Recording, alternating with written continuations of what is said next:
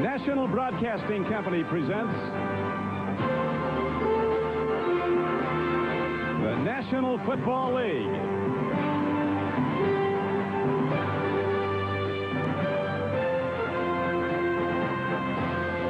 Today, from Cleveland Stadium, it's the AFC Divisional playoff. The Indianapolis Colts versus the Cleveland Browns. Brought to you by Budweiser, proud sponsor of the 1988 U.S. Olympic team. This Bud's for you. By Mazda, bringing performance and value together. That's the Mazda way. By the U.S. Armed Forces, it's a great place to start. And by the Kellogg Company, maker of Kellogg's Frosted Flakes. These flakes of corn with a sweet frosting. Today, Eric Dickerson leads underdog Indianapolis into Cleveland. Some call Dickerson a fumbler, but the record shows he is above all a winner. 5 years in the NFL, he's been the lead player on 5 divisional playoff teams. The Browns' offense centers around the AFC's top-rated passer, Bernie Kosar. Just 24 years old and 3 years in the NFL, he has quarterbacked 3 divisional championship teams. Snow, ice, and cold in Cleveland, Ohio, and despite it all, 80,000 will pack Cleveland Stadium for this divisional playoff game. Good afternoon, everyone. Don Crickey with Bob Trumpy. The weather is somewhat better than it's been earlier when it was like a Russian winter here in Cleveland, with chill factors 35 below zero. Today, the playing conditions are surprisingly good because there's not a lot of wind, at least at the outset.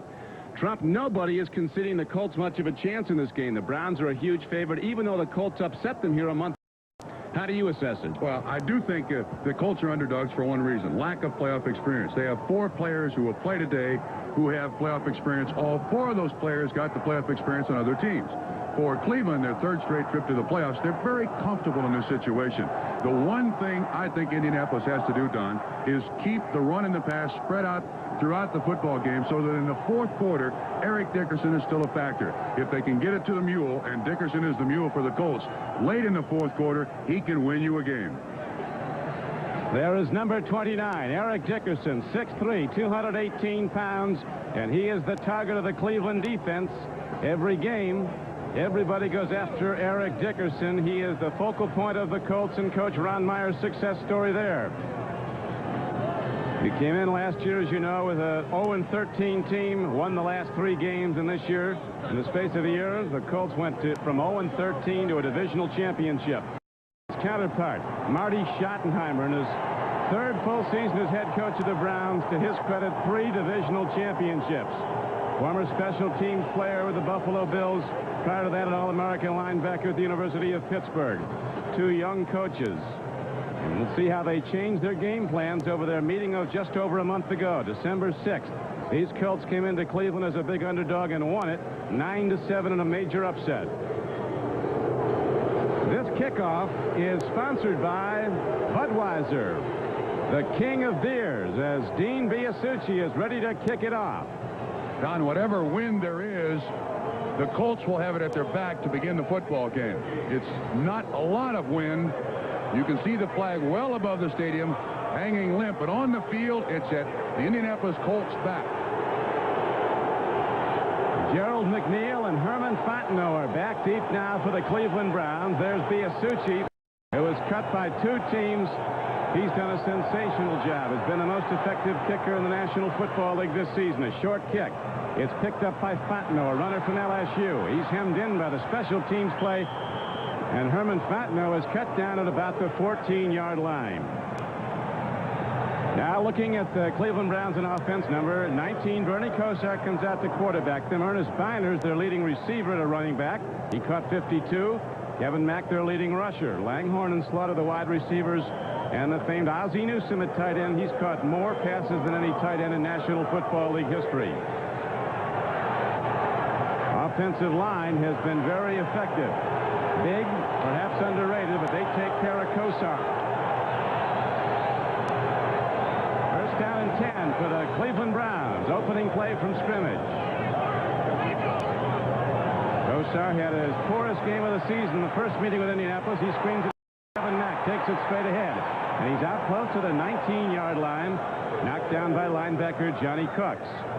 The Colts on defense allowed fewer points than any team in the National Football League. Donnell Thompson, a big defensive end out of North Carolina. Byron Darby, an undersized nose tackle. John Hand, a second-year player from Alabama. Strength of the defense, some standout linebackers. Cooks, Odom, Krause, and Bickett. Dwayne Bickett has been fabulous this year. The secondary has done the job. No named players, but they've gotten it done. Second down now, and about 6 to go for the first down. This is Kevin Mack. Free ball. There could be more of those on this rock-hard frozen field as Johnny Cooks, a big, fast linebacker from Mississippi State, came up to make the stick. Down at the outset, the first little bit of luck or break happens for the Indianapolis Colts, and that is the Cleveland Browns start their initial drive at their own 14-yard line. In pressure-packed playoff games, field position always very, very important. That's a long field Cleveland's got to go. That's what Coach Marty Schottenheimer-Trump was talking about yesterday. Field position is everything, and the worse the weather gets, the more important it becomes. Chill factor just above 0 now here early in the first quarter as the Browns go to a long yardage play, 3rd and 6. Markers are down. Kosar might have a free play as you see the ball incomplete at the 26-yard line. Clarence Weathers was the intended receiver.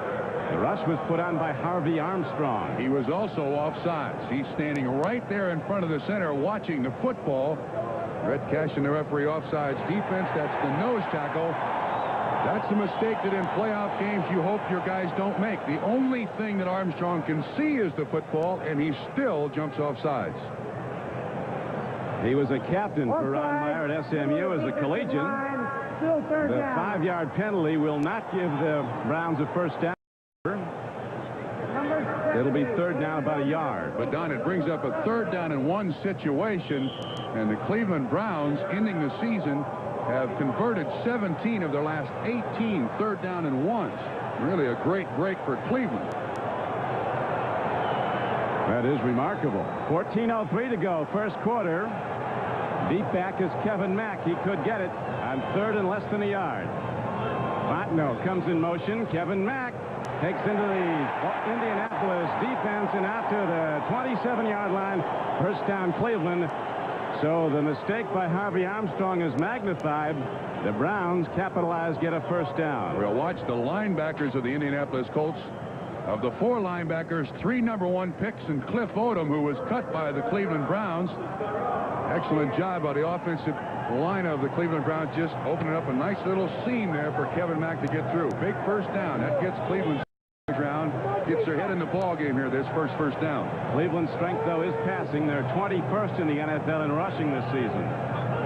Near the bottom. Kosar on first down to put it up. Swings it out. Kevin Mack has the ball in some open field as he crosses the 30-yard line, gets out to about the 32.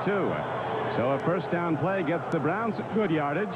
Another very important point, Trump, that Schottenheimer said his team has to do is to win on first down. He said defensively, if you get them 2nd and 8, you've won first down defensively. Conversely, you've got to get yards on first down. It sets up the whole offense. The first down yardage, if you can pick up the first down yardage against Indianapolis, that keeps the outside linebackers, Cooks and Bickett, out of the blitz. And when those 2 guys blitz, they're a tough load to handle for any offensive line. Second down, 4 to go for the Cleveland Browns. No score, opening drive. End up to Kevin Mack. He's to the 35-yard line. That'll be down at about 3 as Johnny Cooks and Dwayne Bickett, the 2 outside linebackers, were in on the stop.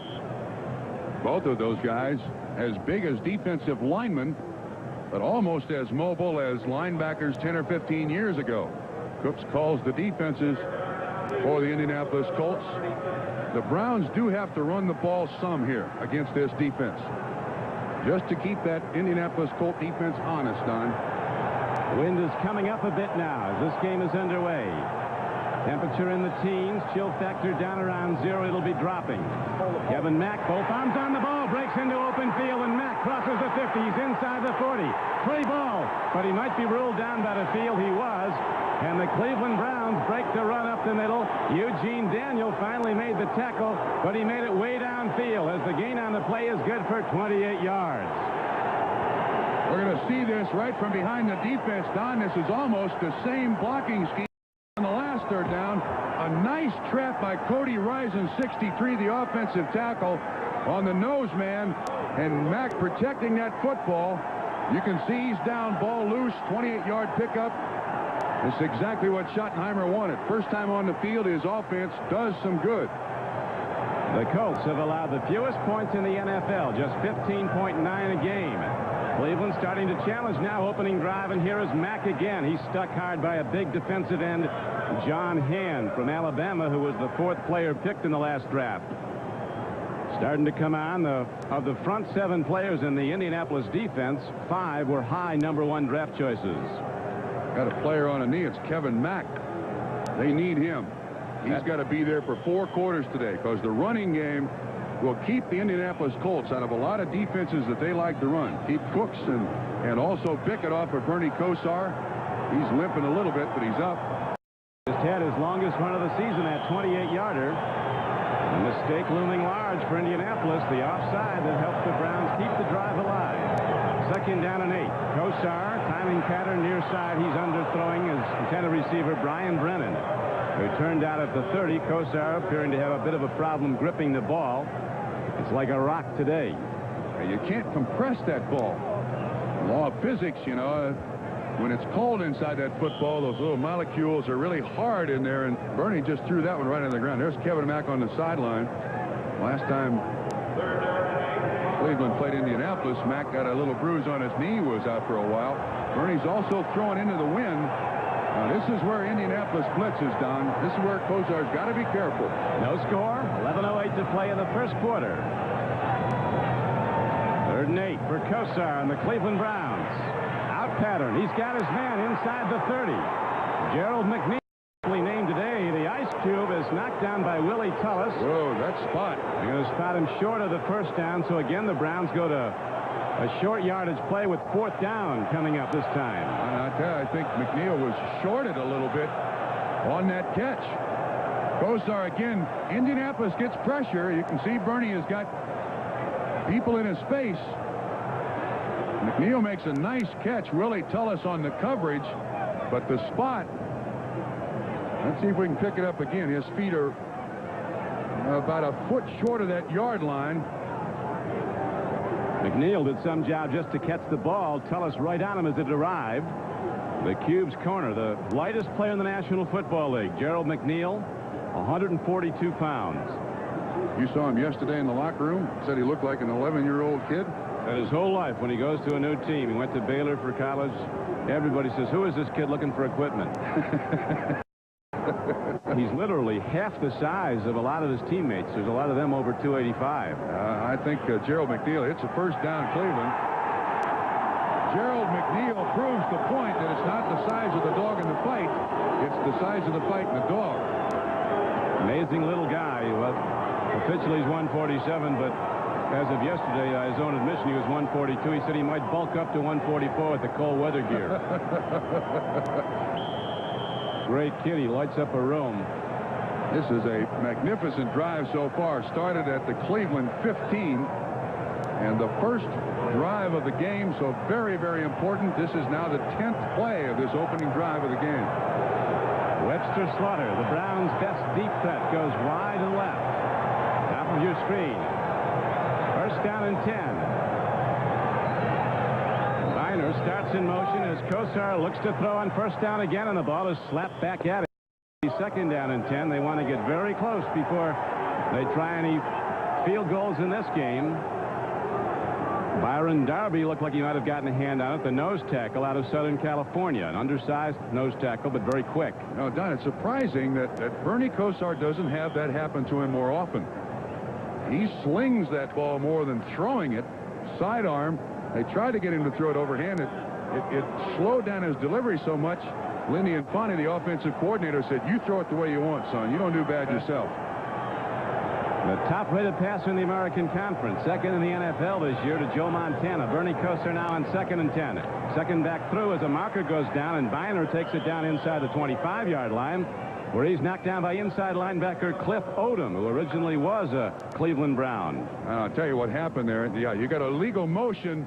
Kevin Mack had his hand up, and you had another man in motion, and when you have 2 men in motion before the snap legally, they both got to stop. The man in motion kept going, 2 men were in motion by the offense. 5 yards. It'll still be first down. Yeah, the man in motion was Reggie Langhorne, and when 2 move in motion, now watch Mack pick his hand up. Well, he's already got his hand down. Before that, he had picked his hand up, and when 2 guys are in motion and they consider that motion, they both must stop before the ball is snapped. Another little bit of the jitters, I think, in the opening part of this playoff game.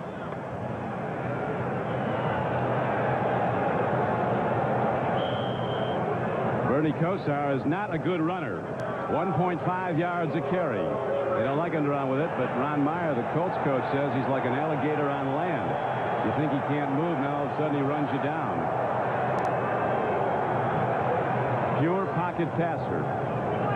Very little rollout. Blitz. Kosar dropping again, swings it out, and the catch is made by Kevin inside the 30 and down close to the 26-yard line. Johnny Cooks was on the tackle, along with Barry Krause, another linebacker. And that's the 3rd time now Cleveland has come with that little screen. Early stages of the ball game, Cleveland choosing not to throw the ball down into coverage. Last time these 2 teams met, Bernie Kosar, Marty Schottenheimer admitted they had trouble identifying the Colts defenses. The Colts do a good job of disguising them. Yeah, they say it's a simple-looking defense, very basic. And now they go, bringing up extra rushers as 9:12 shows in the first quarter clock. 3rd down and 9 comes up for Cleveland, a scoreless playoff game. Opening drive, out pattern, timing throwing, down with the ball is Webster Slaughter. He's inside the 15-yard line. Eugene Daniel was covering, but Kosar, a beautiful rhythm passer, released the ball before his receiver made the outbreak, and when he turned the ball was right there. I don't think people realize how much time and repetition that takes in practice. Now, you're going to be able to see the ball is coming on its way before Webster Slaughter turns his head, Don. You're absolutely right. You can't blame Eugene Daniel for this.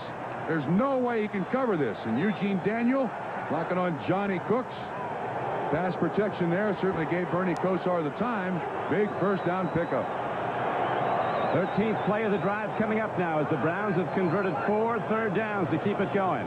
Handoff, Mack up the middle, taken on by linebacker Cliff Odom at the 10-yard line. On a first down run, he is ahead for a gain of 3 yards as Coach Meyer's defense is now under the gun. On this drive, Cleveland has converted 4 of 4 third downs. Time of possession, everything now going to Colts. Johnny Cooks is down. So Cooks is attended to, and 8:45 shows on the clock. We pause for this word. Every day, Jack Taylor and Joe Donovan take the same road home. But today, they went a little out of their way. Give you a hand.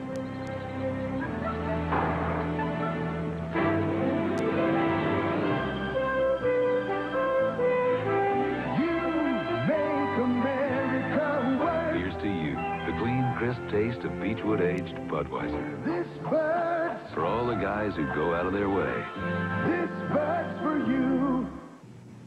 Sidney Ward Company President, Beautiful View. You're a pretty powerful guy. I do okay. But weren't you just seen pleading for change in the street? Why Because would you say ran that? out of coins for the public phone? No, wait a minute. Sid, you need the AT&T card. Oh? With the AT&T card, you never need coins. Dial 0 plus the number you're calling, then your card number, and your call is billed to your phone. Is that so? Now, that's power, Sidney. Well, then it's me. To get the AT&T card, dial 1-800-CALL-ATT. Introducing a high-performance luxury sports coupe made the Mazda way. If you like the idea of going places in a hurry, check out Mazda's all-new MX-6 GT. A turbocharged, intercooled 12-valve road machine that'll outrun the top-of-the-line Honda Prelude and still run you a cool $2 grand less. Believe me, you don't have to drive it this hard to love it. You just have to drive it.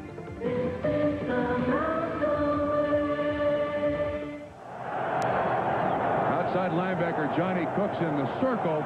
You'll see as this play has run away, tight end Ozzie Newsome tries to get a block on him, rolls on his left leg. Cooks is off to the sidelines now. This Indianapolis Colts defense, a terrific defense, but not deep. They need all these starting players for 4 quarters. Extra people come out now. Orlando Lowry, a very fast linebacker from Ohio State's in the defense. As the Colts are backed up on this extended opening drive by the Cleveland Browns. Still no score. 8:30 to play first quarter. The Browns coming to a 2nd and 8 play at the 10-yard line of Indianapolis. Kosar with plenty of time. Picks a person out. Throws downfield. He's not close. Biner turned out. And it was very nearly playing the ball by Freddie Robinson, a rookie defensive back from Alabama. And I think it was a great change-up of the defense by the Colts. They gave Bernie Kosar a man-to-man look and then went to zone, and Bernie's throwing this ball away. Freddie Robinson almost gets to the ball, but he's just flat throwing his ball away. Been a long dry spell for the Colts. They've not been to the playoffs in 10 seasons. They have not won a playoff game since 1971. And they beat the Browns here when Dallas in the Super Bowl in January of '72. Kosar on 3rd down and 8. Again looking into the end zone. He throws a spike for a touchdown. Ernest Biner out of the backfield and over the middle. And Kosar with that tight spiral right on his numbers at the goal line. And Biner powers in against Nesby Glasgow and Freddie Robinson. And the Cleveland Browns, who scored only 1 touchdown on an opening drive this season, take it downfield, and that offside was huge. When a Colt defender jumped offside on a 3rd down play, it turned out to be an incomplete pass. Cleveland would have had a punt. Instead, they got the down over, needed a yard for a 1st down, got it, and finally take it in. Biner, his 3rd receiving touchdown of the season, but as you mentioned earlier, he's the Browns' leading receiver on the season. What a drive. Started at their own 15. Whoa. That's impressive. The extra point hit up and good by Matt Barr. Kosar, number 9, throwing the ball for 49 yards in the drive, and the touchdown. Here it is. You see the linebacker coverage on Biner. He goes outside. Bernie reads it perfectly. And Glasgow, who has a bad ankle, but you can't look at the ankle and say that's the problem. Biner powers in for the Browns' first score. We're not a company, but outstanding people come to us every day. People who want to make a contribution to a team and do work that really counts. People eager to see new places, do the unusual, and find the unusual. People who become your friends for life. People just like you. We're not a company. We're your country. We're the Navy, the Air Force, the Marines, the Army. We're the Armed Forces. It's a great place to start. I went to my dentist with the worst pain. The nerve was exposed. He told me about a different medicine. It's in these little yellow pills. Nuprin works so well on that pain. It's great on my awful headaches. Nuprin. It's not aspirin, not Tylenol. It's ibuprofen. So effective, 2 Nuprins stop headaches better than extra-strength Tylenol. And Nuprin's gentler on my stomach than aspirin. Nuprin. Little, yellow, different, better. It even worked on my worst pain. Leave it to the good hands, people. Compassion. You can't teach it or place too great a value on it. But you could measure it down this very road on the morning of June 23rd. In the actions of Allstate Claims Adjuster Don Mulder, who at 5 a.m. drove 60 miles to a fire site, all just to shorten the distance between a man's loss and a man's recovery. People like Don Mulder. Another reason. You're in good hands with Allstate. An early offside by that man, Harvey Armstrong of Indianapolis, helped the Browns keep the opening drive alive, and ultimately they go 86 yards. 15 plays and take a 7-0 lead. Now, the last 2 times these teams met, the one thing the Cleveland Browns could not do is sustain a drive. They start the game with a 15-play drive, took over 8 minutes, 86 yards. Cleveland's got to be feeling good, and Indianapolis, all of a sudden, this stadium is a lot colder than it was a few minutes ago. Now they have to answer with this drive as the kickoff comes downfield to Albert Bentley. Bentley breaks it across the 20 and gets out to the 25-yard line.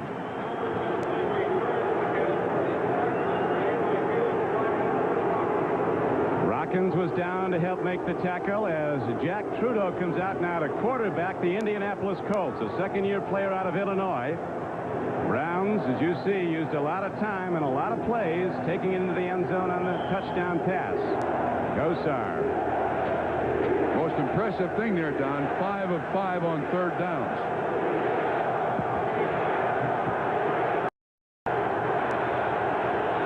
Trudeau's been attacked. inactive since coming in to replace the injured Gary Hogeboom. Dickerson hit in the backfield. Busting up the middle to get him was Dave Pazzulli, who's been called on to start for the injured nose tackle Bob Golick.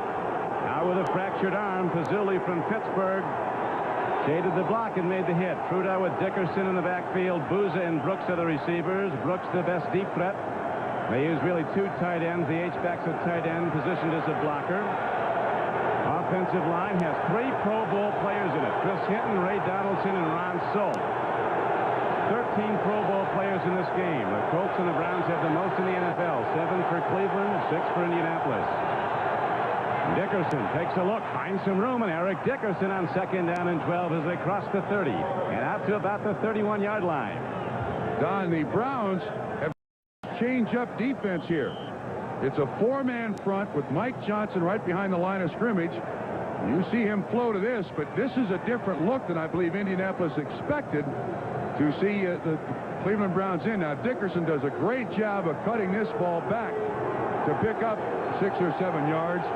Let's see if they run that 4-man front again.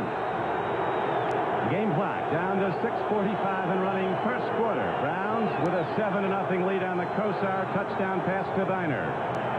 Trudeau gets time, throws a strike up the middle, first down. Brooks is across to the 41-yard line. Knocked down on the play by outside linebacker Lucius Sanford. Bill Brooks. He's hurt. To be shaken up. He got a face mask. It's going to go on Cleveland. He's trying to shake it off. Brooks wants to play every down of this play offensively that he can. Watch this pattern now. And the Colts' idea of offense is to just move the chains. Now watch the face mask. It's Mike Johnson. And it looks like Brooks turns his knee a little bit. Hope that's not the case because he's an awful valuable receiver for him. We'll see the face mask again by 59, and then you see the way it kind of gets. Any time an athlete gets his weight outside his knee joint, that's trouble. Trudeau, he's going to throw on first down. He screens it off. With the ball is Eric Dickerson in the open field. Look at the block by Donaldson as Dickerson powers ahead across the 45-yard line of Cleveland down to the 43, and Indianapolis has a first down. An 11-yard gain on the play. As you look at the defensive front of the Browns, Clancy, Pazzulli, and Big Daddy Hairston. Lucius Sanford, a waiver acquisition at outside linebacker. Clay Matthews, a Pro Bowl player. The Johnsons, not related, make a lot of tackles inside. The backs will both start in the Pro Bowl. That's how good they are, Minifield and Dixon. We introduced the 3-man front, but as you can see, the Cleveland Browns staying in the 4-man front. And Dickerson from deep in the I set.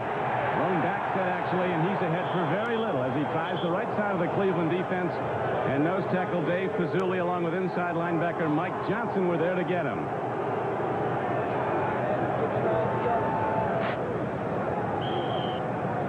Dickerson, for a 5th straight year, gained over 1,000 yards.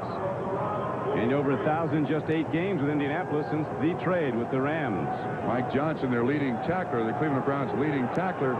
Acquired from the U.S. Football League, one of the greatest acquisitions the Cleveland Browns have made in recent seasons. And Dickerson, public enemy number 1 in Cleveland. All 11 defenders eyeing 29 as he gets it again. And Eric Dickerson looks for room. Or in for Dickerson, and he takes it down close to the 43-yard line. Johnson again was on the tackle. Kevin Call exchanged his words with Sam Clancy. 4:34 to play in the first quarter. 7-0 Cleveland Browns. Albert Bentley may be the most underrated back in the NFL. He was second this year to Herschel Walker in all-purpose yards, rushing, receiving, and returning kicks. He played with Bernie Kosar on that first national championship team of Miami of Florida 4 years ago. Generally speaking, with Bentley in there, they do a lot more throwing. Dickerson there, no pretenses. They're going to give it to him as much as they can.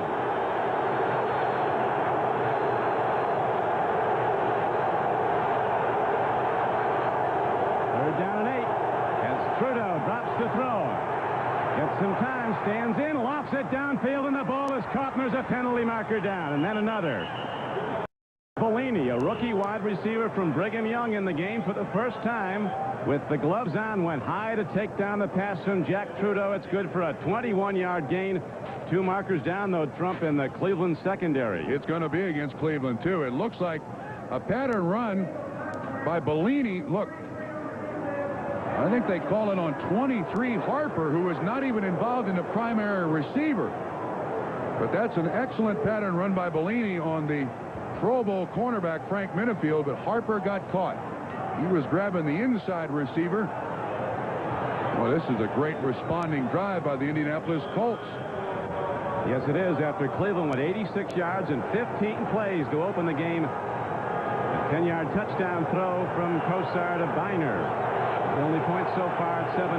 Bentley in the backfield. Now Dickerson is back in.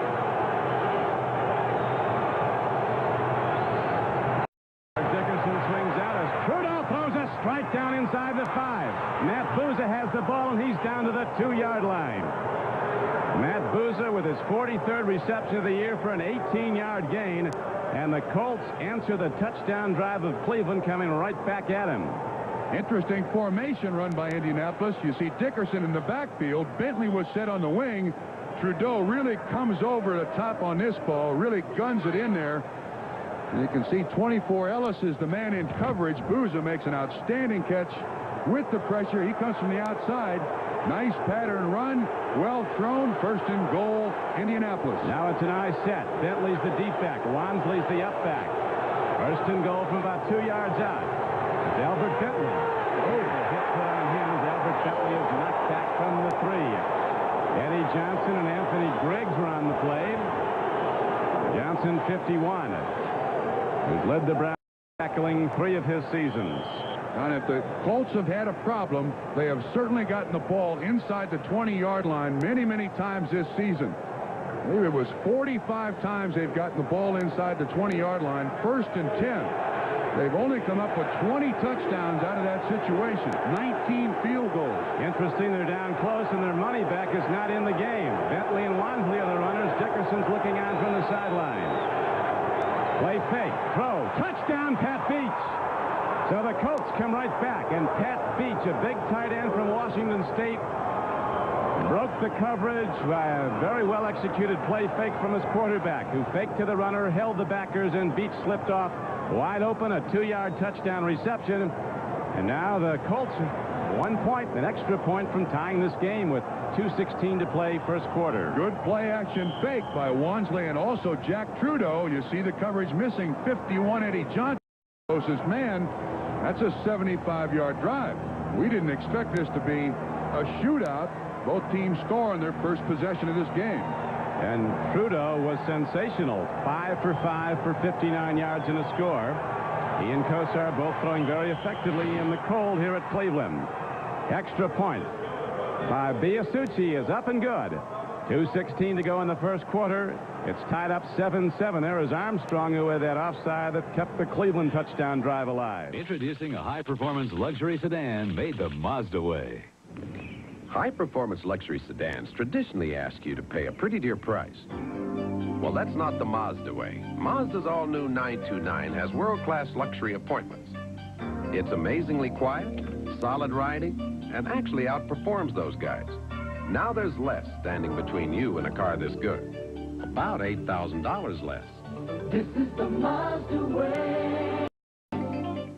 Thanks again, boys, and keep the change. You hear all this nonsense about Kellogg's Frosted Flakes being just for kids. Well, I, for one, eat them, and I'm going to go right on eating them. Frosted Flakes just for kids, come on. Like we adults have to go sneaking around. Like we can't love these crisp, sweet flakes just as much as kids. Who is it? You just have to admit it. Frosted Flakes have the taste adults have grown to love. They're great. For every number flashing by on the ticker, there's a buyer and a seller who found each other. Chicago pork bellies get an offer from London. Swiss francs are picked up in Dallas. How do traders keep up with it? They use a communication system from Contel. If it doesn't work, they don't work. That's why 4 out of 5 major trading firms depend on technology from Contel. For Contel, I'm Charlton Heston. Tonight on Saturday Night Live, Steve Martin and Sting.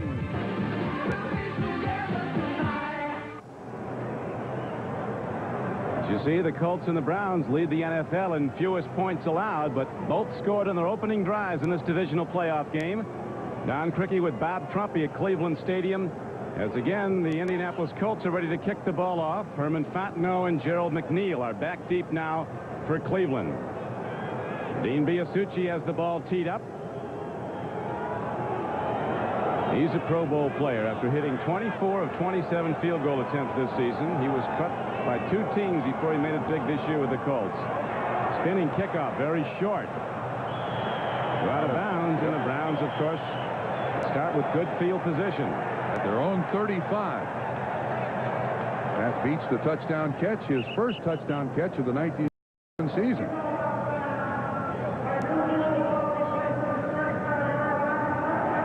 New rule, of course, an out-of-bounds kickoff, and the ball is placed at the 35-yard line.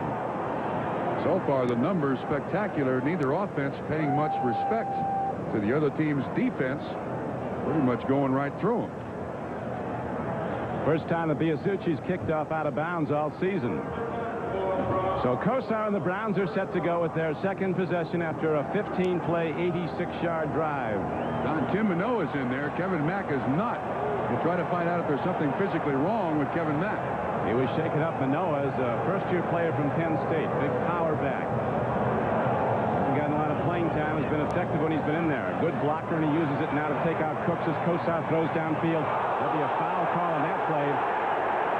Webster Slaughter was fouled at the 48-yard line. The defender came over his back. It looked like Eugene Daniel, 38, who got him.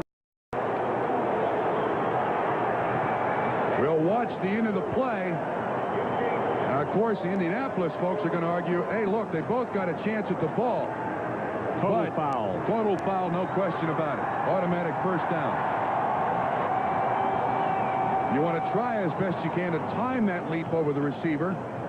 Ends up being a 17-yard penalty. Wind is kicking up a bit more off frozen Lake Erie. As the Browns in this tie game 7-7 with 2:06 to play in the first quarter now go first and 10 from the 48-yard line of the Colts.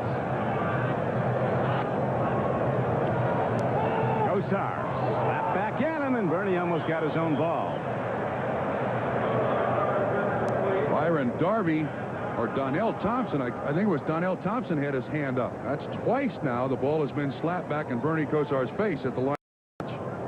First time they played, as you know, Trump, the Colts put Donnell Thompson in as a nose tackle. They played him over the Cleveland center, gave the Browns a lot of trouble with their blocking scheme. So far today, they've not brought him in. He's at left defensive end. Kosar with 2nd and 10 and an eye set in his backfield. In Manoa is the up back.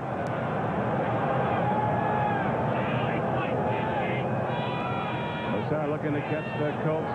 Maybe jumping early as they did in that opening drive, and now a drop and a throw, and his receiver loses his footing.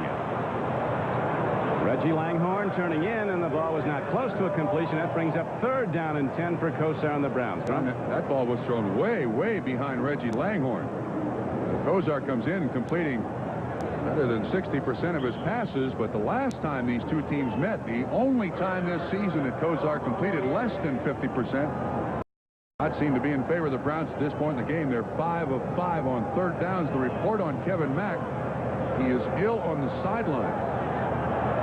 And the doctors and the trainers do not know why. So Mack is out, and on this 3rd down play, the Browns go to 4 wideouts. And to the run they go, and Biner breaks it in. Biner's going to get the first down as he cuts it down to the 37-yard line. Colts totally spread out in pass coverage, and the Browns crossing them up with a play call to the run. Willie Tullis finally made the tackle, but on 3rd and 10, it's good for an 11-yard gain. There is, though, a penalty marker down. It's against the Colts.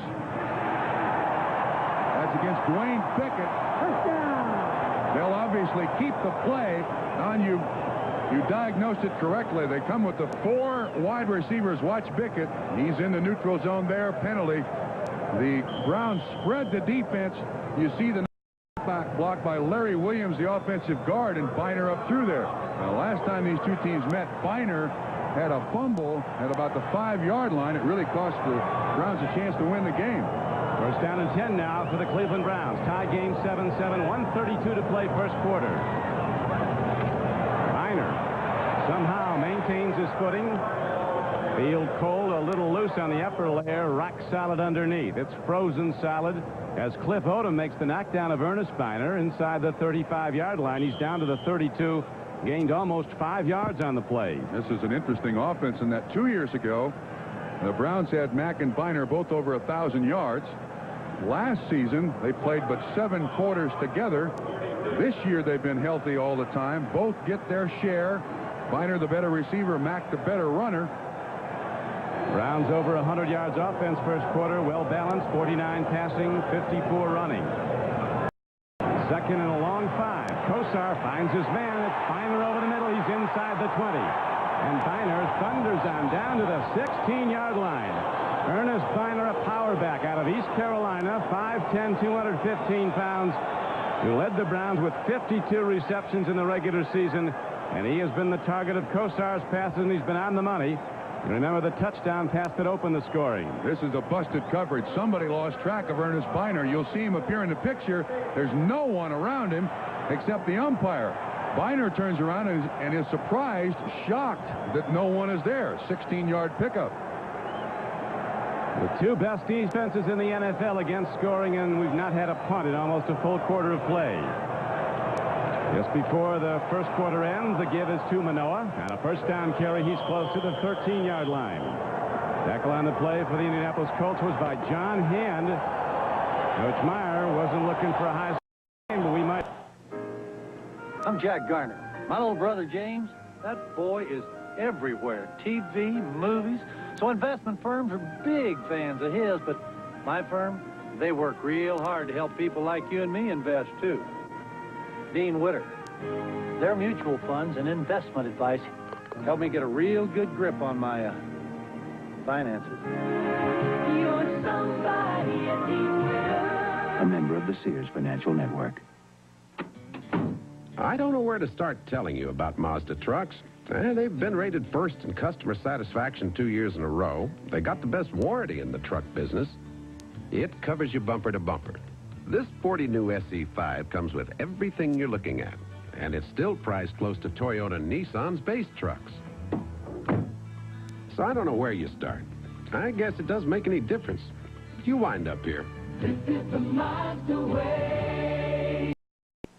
New Tegrin medicated shampoo with conditioners leaves my hair looking great, and it's tough on dandruff. And how do you know what tough is? New Tegrin medicated shampoo with conditioners proves tough can be beautiful. Trust your car's performance to luck, and someday it just may bite the hand that doesn't feed it. Give your car the good life with STP gas treatment. All the excitement and raw enthusiasm of college basketball is back on NBC. Next Saturday, Walt Hazzard leads the UCLA Bruins into Freedom Hall to battle Denny Crum and the Cardinals of Louisville. College basketball, it's the stuff weekends are made of on NBC.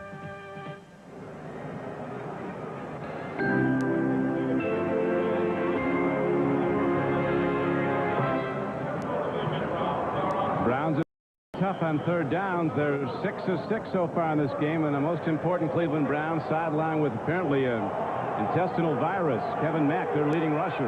They need him, too. This is now second down, but the Browns have been able to move the chains so far in this football game almost at will.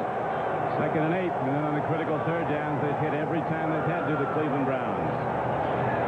Quick out, goes to Biner, blockers in front. He's inside the 5, or inside the 10, and knocked out of bounds at about the 6-yard line.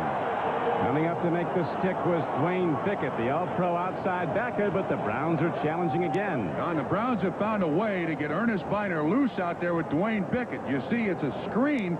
Slaughter is a personal protector for him, and also Reggie Langhorne, not big guys. But as long as Pickett plays 6 or 7 yards off the line of scrimmage from Biner, they're going to get it done. Biner now 3 catches, 34 yards, and a touchdown. Browns time. Look at the third down conversions. Neither team has missed one. Now the Browns moving to the closed end of frozen Cleveland Stadium. First and goal from the 5. Second back through, and Ernest Biner takes it down close to the 3-yard line. The second and goal from there as we have 14:45 to play in the first half. Mike Pryor starting in the defensive secondary, and Cliff Odom were on the tackle. That's the last time the two teams met. First time they met, December 6th. The regular season, Indianapolis came in. Biasucci kicked 3 field goals, all in the second quarter. Colts took a 9-0 halftime lead. Brown scored a touchdown in the third quarter. That was it, though. The Colts left with a 9-7 upset.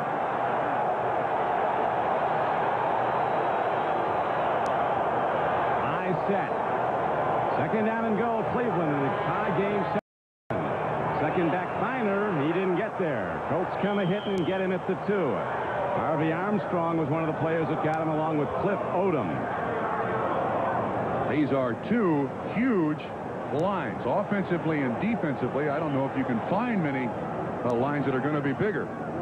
When it gets to pushing and shoving down at this spot, it's basically a matter of just who can find the little gap, the little crack. But you see a great job by Cliff Odom, who in 1980 was cut by the Cleveland Browns.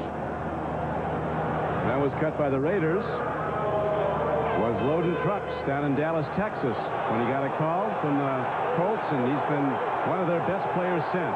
And we got an eligible receiver wearing number 70, Larry Williams, playing tight end. Third and goal. Kosar takes a look. He's going to Derek Cannell. It's intercepted.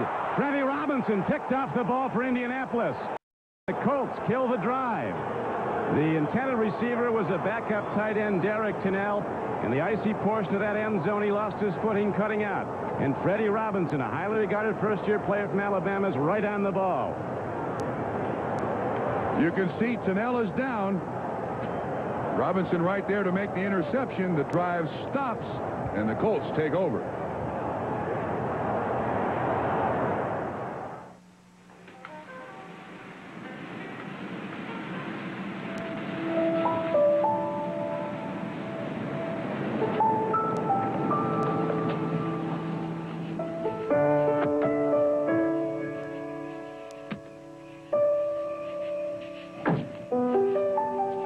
Need a little help? And how will you be paying for that? American Express. It'll be okay, Mr. Davis.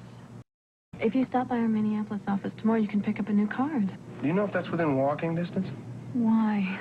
Because I only have 83 cents. But do you know what would really help? What?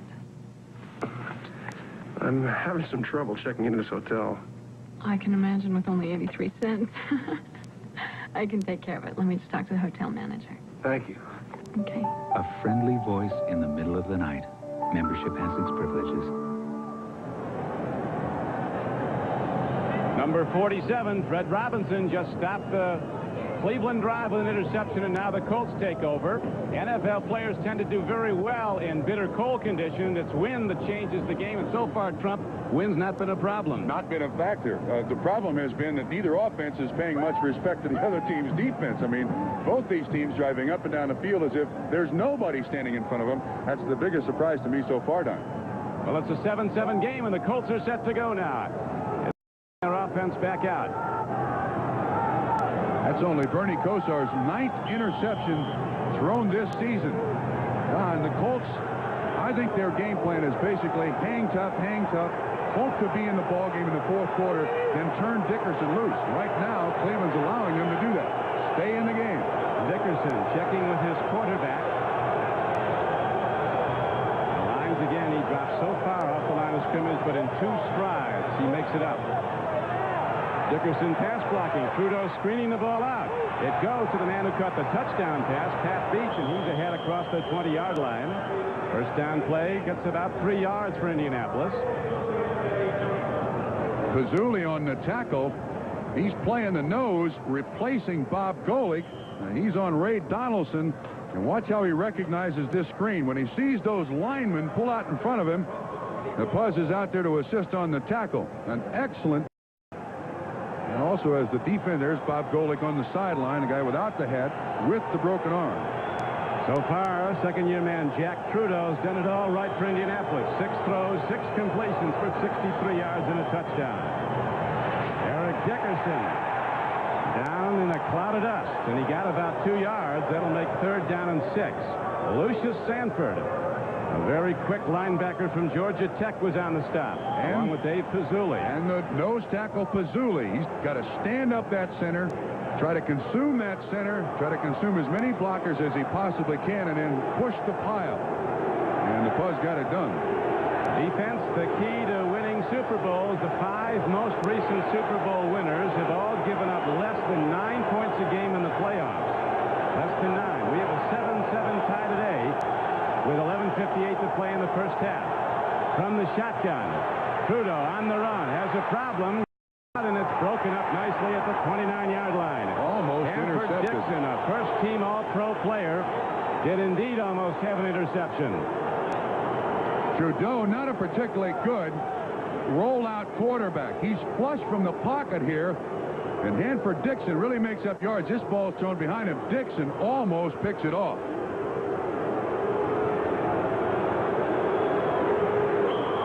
Dixon is a sensational talent for the Cleveland Browns, and now we're going to have the first punt of this game. Ron Stark, a former Pro Bowl punter, stands back at his 10-yard line. Little Gerald McNeil, who's going to the Pro Bowl as a kick returner, standing back awaiting it. Well hit ball with the left foot. Stark from Florida State booms it downfield. Ball on the field, and here comes the Ice Cube. Not very far.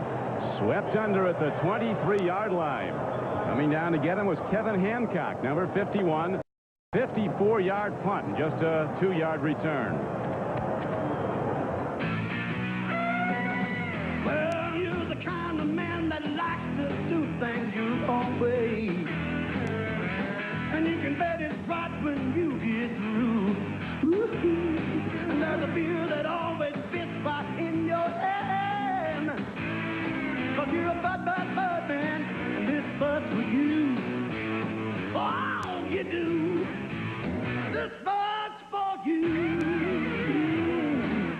Who says Chevy's better than Ford? USAC tested standard half tons with their best automatics and half-ton payloads. 0 to 60, 40 to 55, pylon force handling, full-size Chevy beat Ford. Level and uphill towing acceleration. Chevy with Vortec V6 beat Ford. Which truck should you be driving?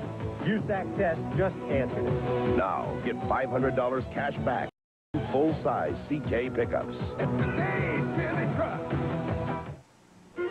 Many financial opportunities offer protection, yet one stands out because it also offers potential for growth. The Traveler's Universal Life. Life insurance protection and tax-deferred growth opportunity. So you'll have a special kind of nest egg to secure the financial future of your family or business. Get the Traveler's Universal Life and watch your opportunities grow. The Travelers, you're better off under the umbrella. Today's game is brought to you by the Heartbeat of America, today's Chevy truck. By Federal Express, who reminds you that it's not just a package, it's your business. And by Alamo Rent-A-Car. There are over 4 million miles of roads in America, and with Alamo, all the miles are free. Down with Bob Trumpy at Cleveland Stadium. Ahmad Rashad and Paul McGuire also here. They'll be joining Bob Costas and Don Shula and Gail Gardner at halftime as the biggest playoff weekend of the year is underway, and the game is tied 7-7. Now Kosar, downfield throw. Webster Slaughter can't get to the ball. It's picked off, but there's a marker down. Eugene Daniel intercepts for Indianapolis, but he might have pushed Webster Slaughter before he got to the ball, and it could be a big game for the Cleveland Browns. You got it. But the Colts are pointing at Cleveland. We'll see. Looked like a foul on the Colts. That ball floated in the air. And when Webster Slaughter came back for it, Eugene Daniel made the contact. Number 38 on the defense. Touchdown. Interference call on 2 on Indianapolis, 1 on Cleveland. Now watch this ball float. You can see it's almost There's the contact right there. No question whatsoever. Excellent call. Daniel makes the interception. The flag is already on the ground. And I noticed Larry Williams coming off the sideline limping. Offensive guard for the Cleveland Browns. Being replaced by Greg Riccozzi. There's Williams. Mack already out on the sideline, ill. Only time the Colt defense has been able to stop the Browns in this game was on the end zone interception. The last Cleveland possession when the Browns took it right down to point-blank range again. Freddie Robinson stopped the touchdown. Handoff with the ball is Tim Manoa. When you stutter step at the line of scrimmage, there's usually nothing there, and there wasn't for Manoa as he got ahead for maybe a yard. Combine tackle, Barry Krause and Eugene Daniel on the stop for Indianapolis. And it's going to be interesting to see with the loss of Kevin Mack just what it does eventually to the running game of the Cleveland Browns. Not really sure what, but Manoa's not even close to the running back that Kevin Mack is. No, he's not. Mack is sidelined with an upset stomach. Only report we've gotten. Did start the game. Here's Kosar, 2nd and 9. Big rush. He loops it downfield, and he's not close to a connection as he again tried to go to Ernest Biner at the 32-yard line. And on 3 throws in the first half, Kosar has had the ball slip on him. And Al Thompson put the rush on Bernie Kosar, number 99. Nice little game run up front by the Colts defensive line, and Donnell Thompson was basically untouched from the out. Long coming up now. 3rd down and 9. And 39 to play in the first half. Cleveland 7, Indianapolis 7. The winner to meet the victor in tomorrow's Houston-Denver game for the right to represent the American Conference in the Super Bowl. Kosar against the blitz, stands in, dumps it off nicely, but it's not enough for a first down. Mike Pryor, the free safety from Illinois State, ran the play. Clarence Weathers made the catch and was knocked down, and so the Browns send out their barefoot punter, Lee Johnson. Not a fun job today, Trump, kicking a football in -0 chill factors. It has to be like kicking a bowling ball. The bare foot. It's got to hurt. I don't care what he says. That's got to hurt. But kickers, punters, they're a strange group, probably from another planet years ago. They don't think the way the rest of us think. Our suspect of not being well men. The ball is hit high downfield. Very nicely done by Lee Johnson. Oh, nice punt. And it goes out of bounds inside the 5-yard line. Johnson kicked on a national championship team at Brigham Young. 36-yard punt placed out of bounds. And with 9:46 to go in the first half, the Colts take over with the long field to go.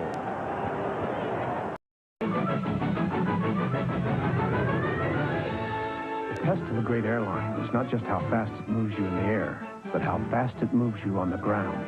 That's why at some of the busiest airports in the world, United Airlines offers you the most advanced baggage systems, faster ticketing and boarding procedures, and the most spacious, convenient, efficient terminals in the business. United Airlines. From the ground up, rededicated to giving you the service you deserve. Come fly the friendly skies. A Big Mac attack could strike at any time. You okay, honey? Honey? Where you going, Pumpkin? Hey! Big Mac. Big Mac. Big Mac. Abner. Big Mac.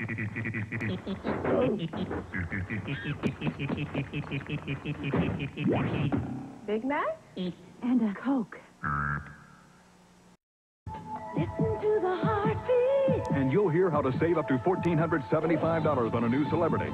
Chevy has made it possible for your dealer to pass along savings of up to $775 on air-conditioned celebrities, plus $700 savings on option packages. That adds up to a $1,475 savings, or save $350 to $1,200 on a specially equipped new Beretta, Cavalier, or Corsica, or get $600 cash back on a new '88 Camaro. Just to say, Chevrolet. The best and brightest of the bowls are on NBC as the nation's top seniors suit up for college football's East-West showdown. Heisman Trophy winner Tim Brown, NCAA passing king Todd Santos, and the Icebox Michael Dean Perry at the Hula Bowl. Next Saturday, college football's best and brightest are on NBC. After the 36-yard punt out of bounds at the 5-yard line, Lee Johnson goes over, and no, he doesn't stand there in the snow with his bare foot and a special little boot to keep his footsie warm. The crowd starts up. Very difficult to hear the count now as Trudeau sets up the Colts just inside their 5-yard line.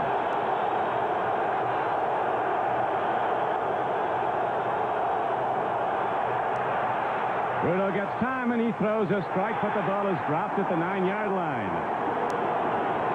Bill Brooks, who doesn't drop many, dropped one there, covered by linebacker Eddie Johnson.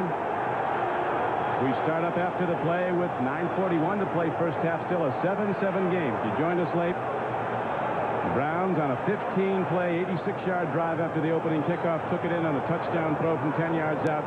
Bernie Kosar to running back Ernest Biner. Then the Colts came down the field, and they connected on a short TD pass from 2 yards out. Jack Trudeau to tight end Pat Beach. No scoring since. The Browns were down close at the 2-yard line of Indianapolis. Zone throw was intercepted by Fred Robinson. Now, to this point, Eric Dickerson been very little factor. He also has one catch on a screen for 10 yards. Well, the Browns have pretty much kept Dickerson out of the game to this point. Second down and 10, but Eric Dickerson is a loaded gun. He can take it the distance on any play. Dickerson knocked down at the 6-yard line, and so Trudeau will have to throw from his end zone.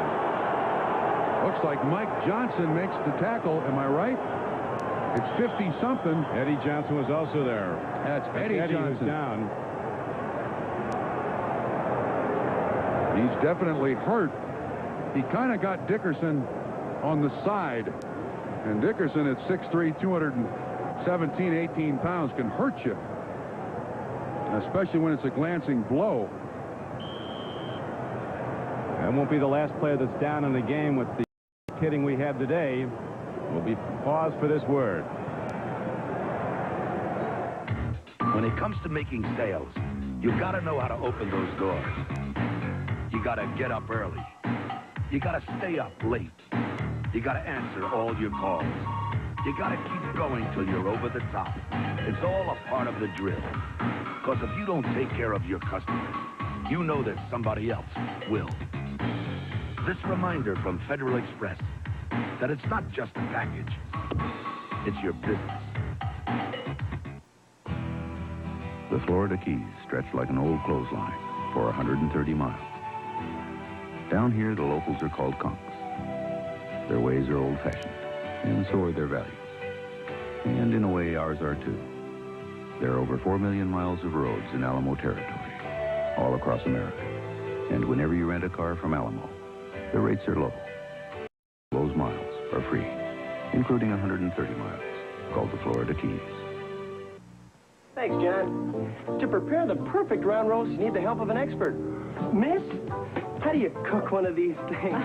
I've got some potatoes and some natural light, the beer with a taste for food, and some candles.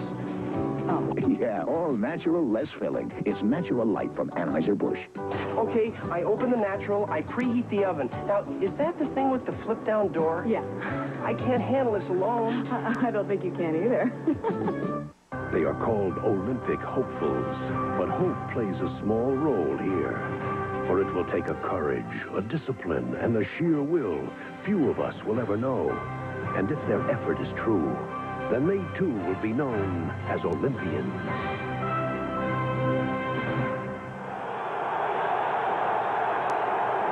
Back to live action. Third coming up now for Indianapolis. Third down and 8. The game tied 7-7. Colts backed up in their own end. Trudeau, 4 wide receivers in the game to put it up from the end zone. Here comes the rush. He eludes it for the moment. Throws downfield, makes the connection at the 17-yard line, and it looks like a first down as Bill Brooks, who you recall dropped one 3 plays ago, now comes back and makes the reception. But there is a penalty marker down also. Here's the injury to Eddie Johnson. You see Eric Dickerson makes a little move here. Johnson misses him ever so slightly, and it catches him off center. Looks like he got a little stinger there. Eddie Johnson's all right, but he has to come out for a play. Trudeau here does a great job of avoiding the rush, Don. And the marker dropped by mistake, Trump. There's no penalty marker, so they're going to go from scrimmage, and it is a first down. Carl Harrison, Big Daddy, made the pressure. Trudeau throws that ball down into the ground. Excellent job by the Colts offense there.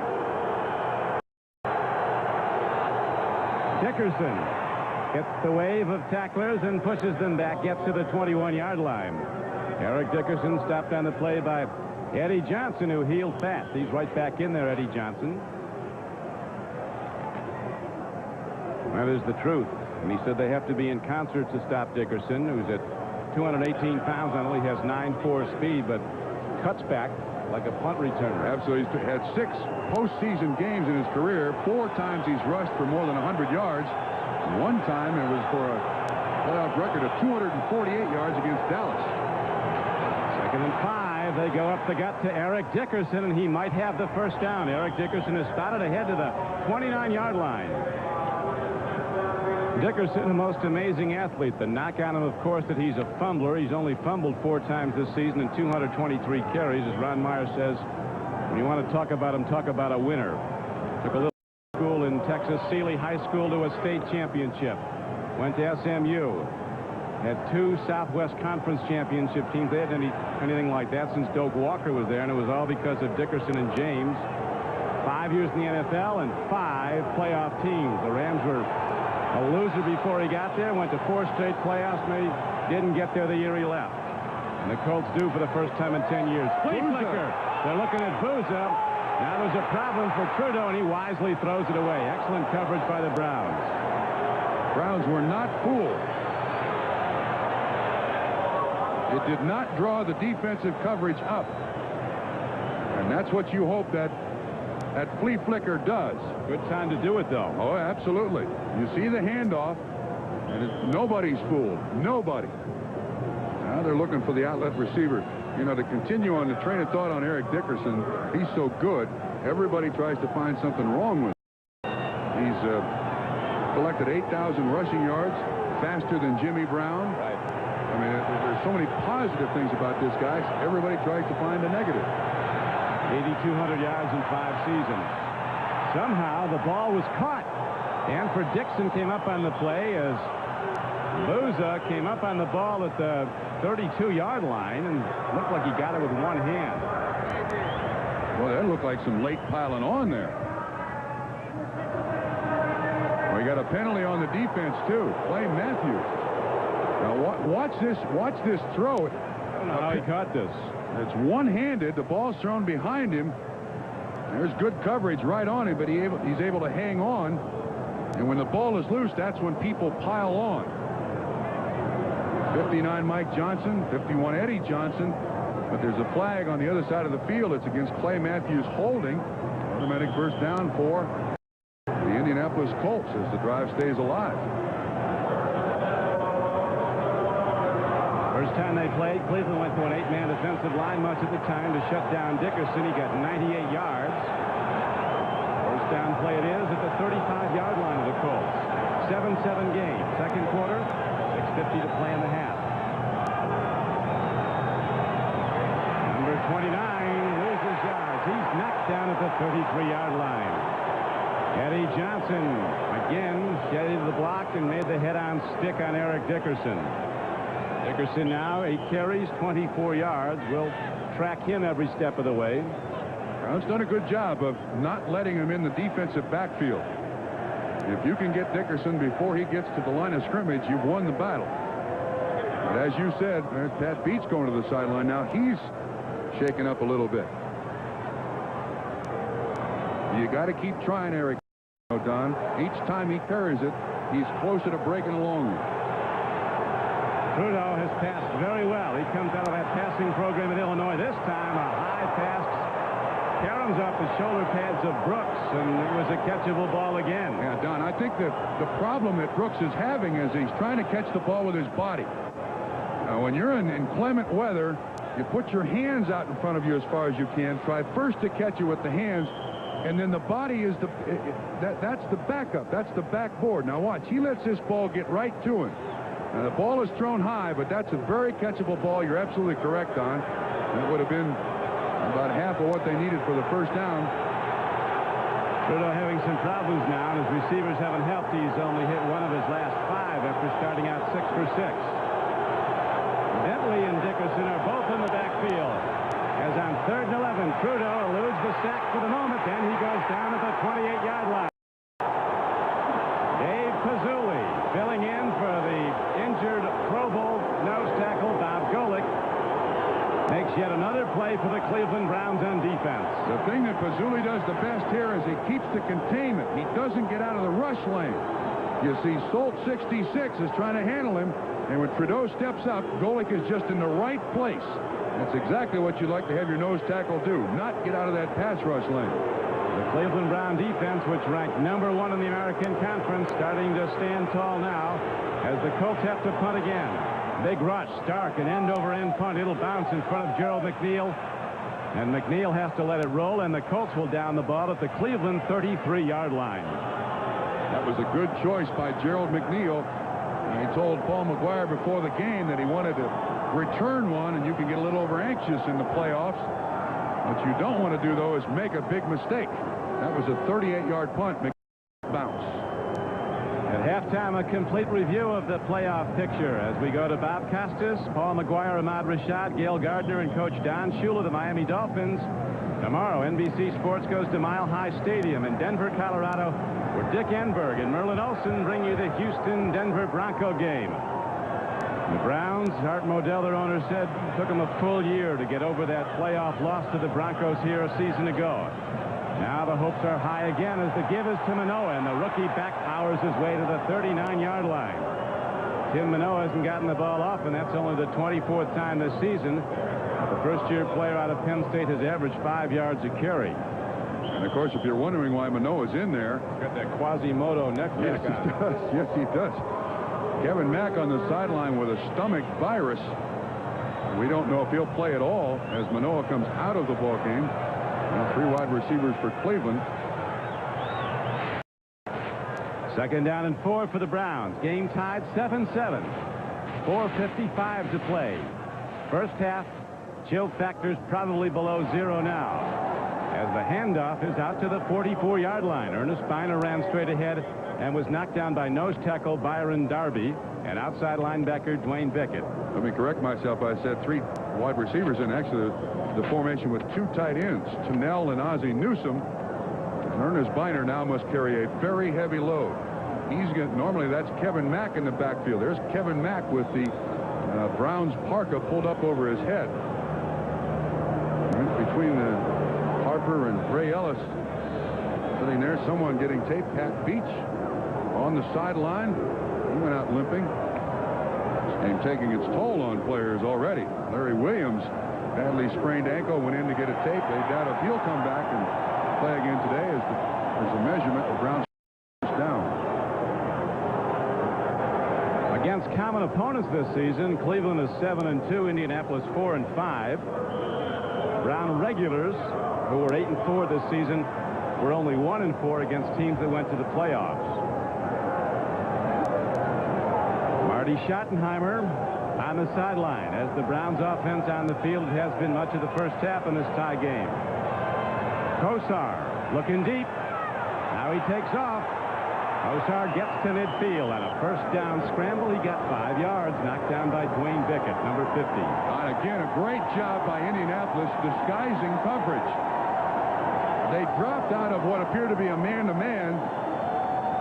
Bickett, good job just staying in the spot where he should. See, he's there on the blitz. The offensive left tackle Paul Farron is the blocker. Bickett catches Bernie Kosar from behind, which is not that difficult.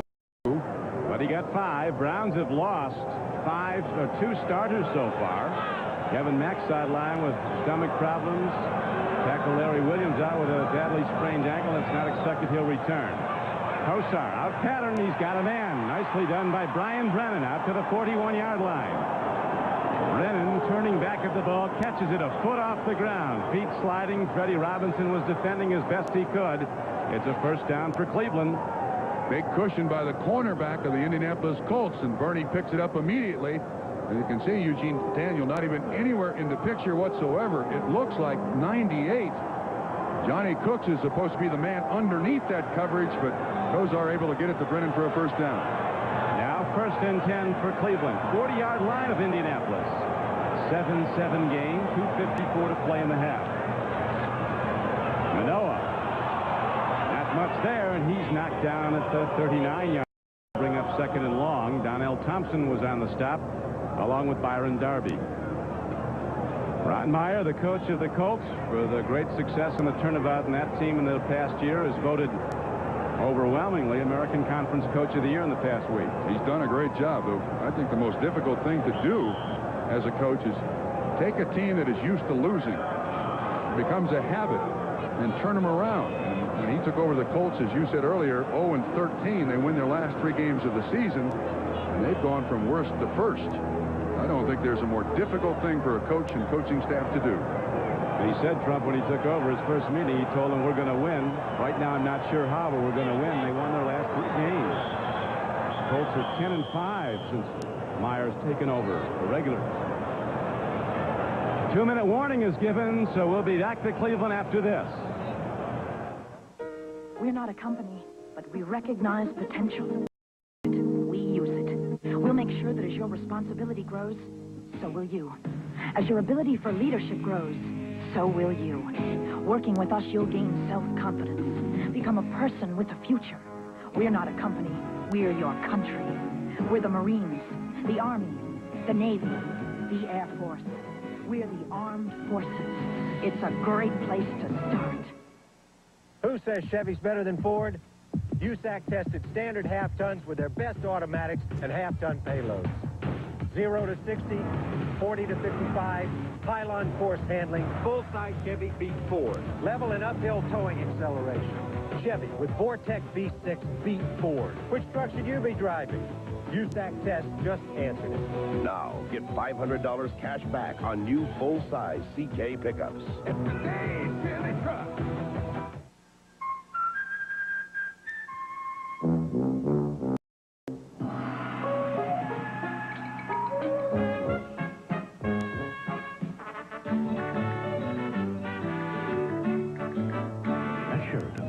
Little things mean a lot. That's why just one number gets you reservations at any Sheraton in the U.S. or 63 countries worldwide.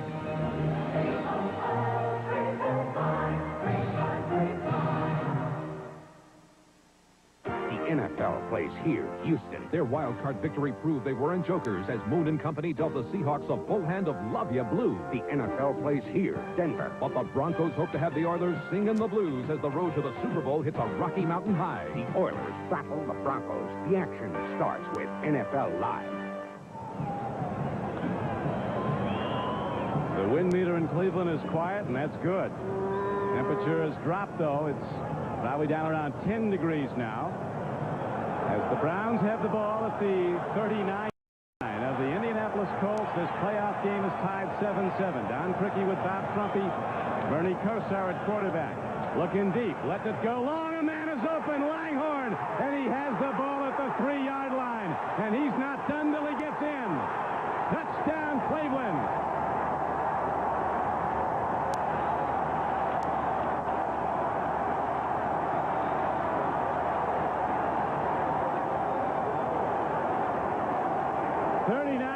Touchdown pass play. Bernie Kosar to Reggie Langhorne, who is wide open in the middle of the Colt defense. Excellent formation call by Cleveland. Art Modell, the owner, obviously elated. They put Biner out on the wing. That consumed the free safety, Freddie Robinson. Willie Tullis was covering the wide receiver. No free safety. The deep slant is open, and Kosar puts it right on the money. Now Matt Barr out to try the point after. So the Browns make it happen fast. Barr hits it up and good. 1:51 to go in the first half. Cleveland has broken the tie and taken a 14-7 lead. Now, the ultimate souvenir of Super Bowl 22 comes to you. The official Super Bowl 22 game program. 192 action-packed pages, rosters and lineups, a week-by-week review of the season, and much more. Only $5.95. Send check or money order to Super Bowl 22, Post Office Box 22, Trenton, New Jersey, 08651. That's Super Bowl 22, Post Office Box 22, Trenton, New Jersey, 08651. These are new citizens to the United States making the first Pledge of Allegiance. I know how they feel. Not long ago, I was one of them. I'm Puerto Reyes, originally from Colombia, South America, but now an American citizen and kicker for the NFL's Miami Dolphins. And this is my wife, Gail. These new Americans are also new United Way volunteers, contributors, and recipients.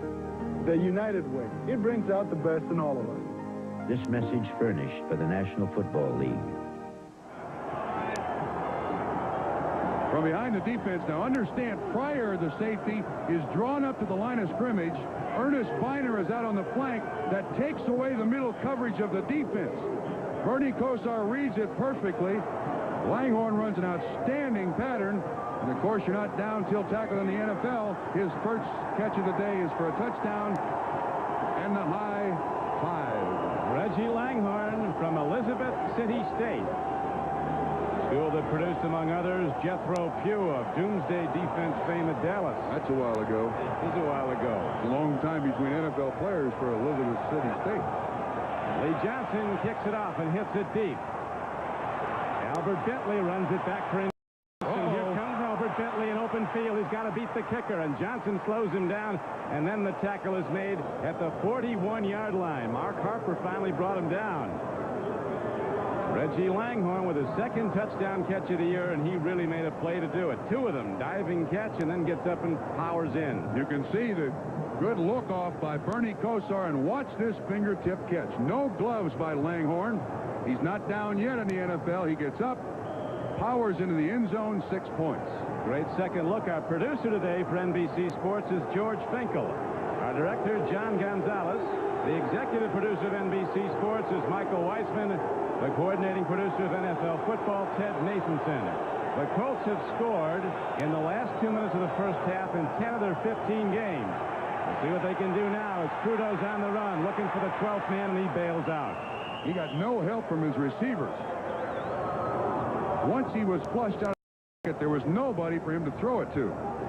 There's that stat you just gave, Don. And a reminder to our viewers that we'll be selecting the Budweiser Most Valuable Player for today's game at the conclusion of the game. 1:35 to go in the first half. Jack Trudeau was a second-round draft choice 2 years ago out of Illinois. He's taking over for the injured Gary Hogeboom. He has hit 56% of his passes. He's thrown this season for 7 touchdowns, including one today. He's been intercepted 6 times. The more he plays, the better he gets. Now he has a 2nd and 5 play coming up. Browns lead 14-7, second quarter. Dickerson, both arms on the ball, gets ahead for 3. Well, there's one thing about playing the Indianapolis Colts now, that they have Eric Dickerson in the offensive backfield as the Colts take a timeout. They have 2 left in the first half. It's very difficult to go to a prevent defense against a team that has a running back the caliber of Eric Dickerson, because you have people committed to down the field. I'm looking at Langhorne's arm on the sideline. So many people can be committed down the field that if Dickerson gets through that initial defensive line of scrimmage, it's a 20 or 25-yard pickup. What you're forced to do defensively against Dickerson is play it straight. That allows you the chance to throw the ball down through the middle of the defense. Right now, the 3rd and 1 is coming up. Dickerson doesn't have a whole lot of yards running from scrimmage so far. He's done all the running from scrimmage for Indianapolis, 27 yards on 9 carries. But he can go boom at any time, and nobody knows that better than Coach Schottenheimer. There's Gary Hogeboom. They can't keep him in the lineup. He's had one injury after another, both at Dallas and with the Colts. And they're not little ding injuries. Dislocated shoulders, broken ribs that puncture his lung, fractured hands. 3rd and 1 for the Colts. Dickerson takes the ball, looks for room, and dives ahead down to the 48-yard line. Fazuli caught him and held on as you see the game clock ticking on down. 1:18 to go in the first half. 14-7 Cleveland. Fazuli, a great job just tripping up Eric Dickerson. Into the 2-minute offense, and Trudeau with a brief sprint out loops the ball. It was up for grabs. It hit a vacant part of the field. Stops the clock. The big rush was put on a linebacker blitz by Clay Matthews. 1:03 to play in the half.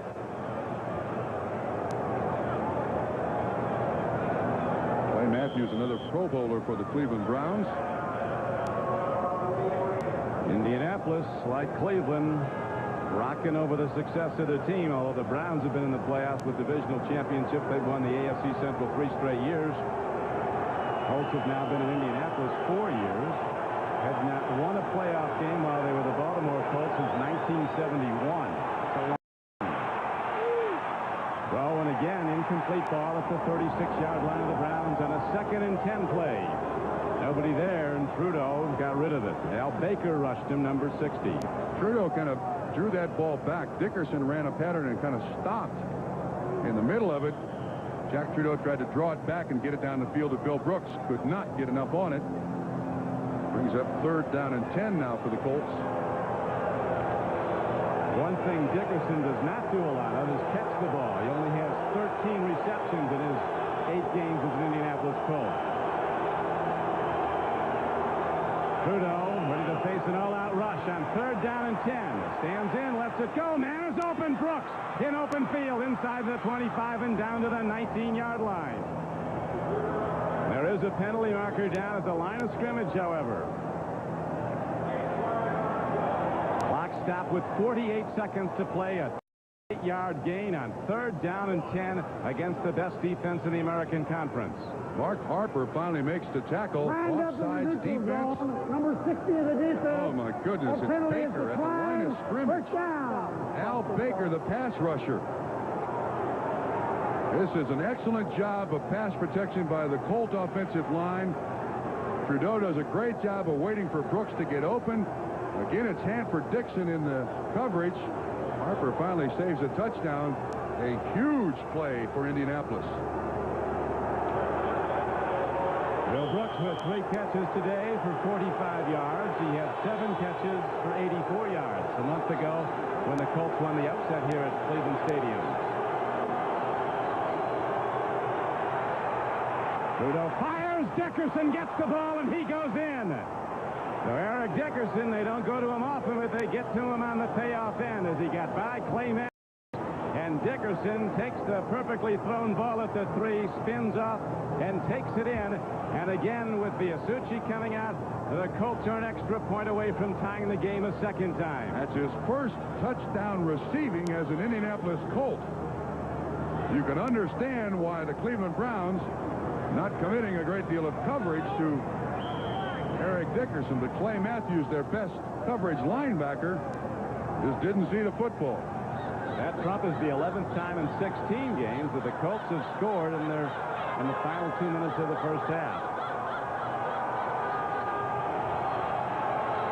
Extra point by Biasucci, spun up and good.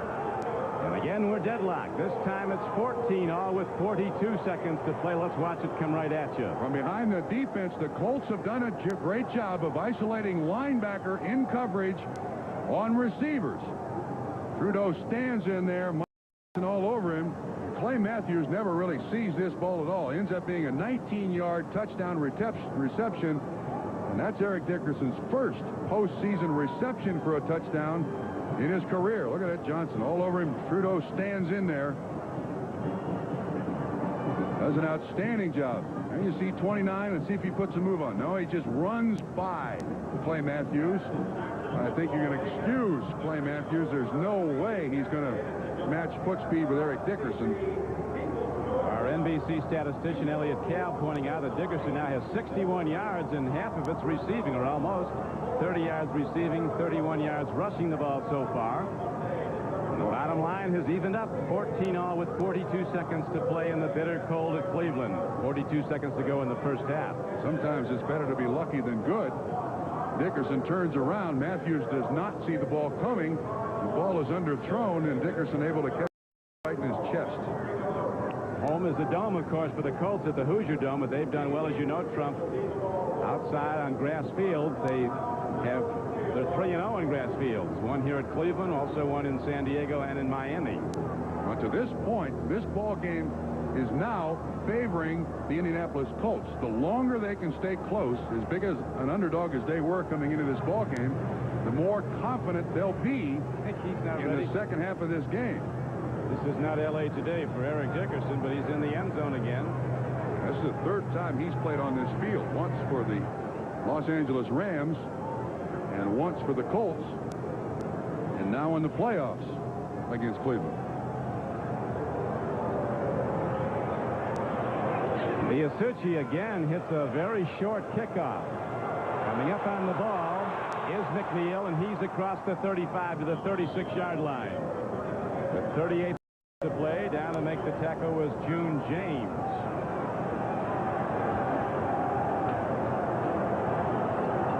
So now let's see what Mr. Kosar on the Cleveland offense can do. Twice he's put the ball in the end zone for touchdowns.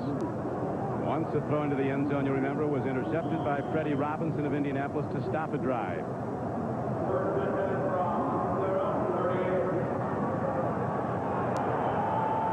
Don, I think you got to try to get points in this situation. They got the win at their back. Colt defenders way back off the ball, playing in a deep zone.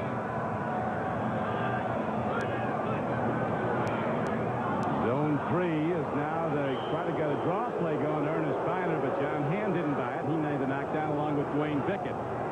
That's a keep the defense honest play. Some of the people here in the stadium didn't like it. I think that's a good call. You got that defense dropping back. If Biner gets through there, he's going to pop for a long distance.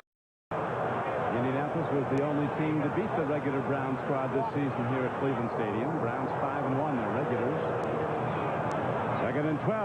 Kosar takes a look and lets her rip. Going for the ball is Webster Slaughter, and he's picked off. No, he drops it. Eugene Daniel had it and lost it at the 18-yard line. So Kosar will set up to fire and fall back again with 3 seconds to go in the first half. Again, Don, that ball hung up. Now, of course, when it gets cold, your hand shrinks a little bit. You can see this is almost a jump ball here. Daniel comes very close to winning that jump ball when it goes right through his hands. Just 3 seconds left. You might as well try it again. Hope for an interference call way down the field. Around 6 of 8 third downs in this first half. Kosar's going to have to throw it 60 yards to get it by that deep zone. They go to the run, and Biner struck it on down the field. The clock winds out as Biner goes at the 46-yard line. Tackled on the play by John Holden, Mike Pryor. The gun sounds, and so Coach Schottenheimer leads his heavily favored Browns to the locker room. As the Indianapolis Colts stood tall, twice coming from behind to tie the game. Ron Meyer has to be pleased after 2 quarters of play. It's a 14-14 game. NFL Live halftime activities will continue in a moment, and we'll be right back after these messages from your local station. Sunday on Family Ties, Dad's Broadway Bound. It's Dad's play. A draft card for the burning. It's a nightmare. My 2 dads get all choked up over Grandma's visit. Then when the syndicate took over, LA's toughest cop got mad. When they murdered his partners, he decided to get even. In the tradition of the untouchables, George Bopard is the man against the mob, Sunday. They were the official vehicles of this year's Atlanta Peach Bowl. GMC pickups, Safari, Suburban. Now they're on sale to the public at your Atlanta area GMC truck dealers. Because these well-equipped GMC trucks can't be sold as new, they're special value. Special because you still get $500 cash back on S15, plus substantially reduced prices and full factory warranty on all models while supplies last at Boomershine, Smyrna, Whitey White, Buford, John McDonald, Roswell, or Jim Hardman in Gainesville. It all came to a head when we decided to get a certificate of deposit. Yes, Decatur Federal is paying high interest plus an extra % in advance. That we can spend. Or reinvest. I said we should enjoy it. We should reinvest it. Harvey, you are always squandering our money. And you, Mildred, are always pinching and hoarding. Pinching you. What? You said we should get 2 CDs. Spend one bonus and... Of course. Of course. 1% extra interest in advance. Only from Decatur Federal. Wheel of Fortune, tonight at 7 on 11 Alive.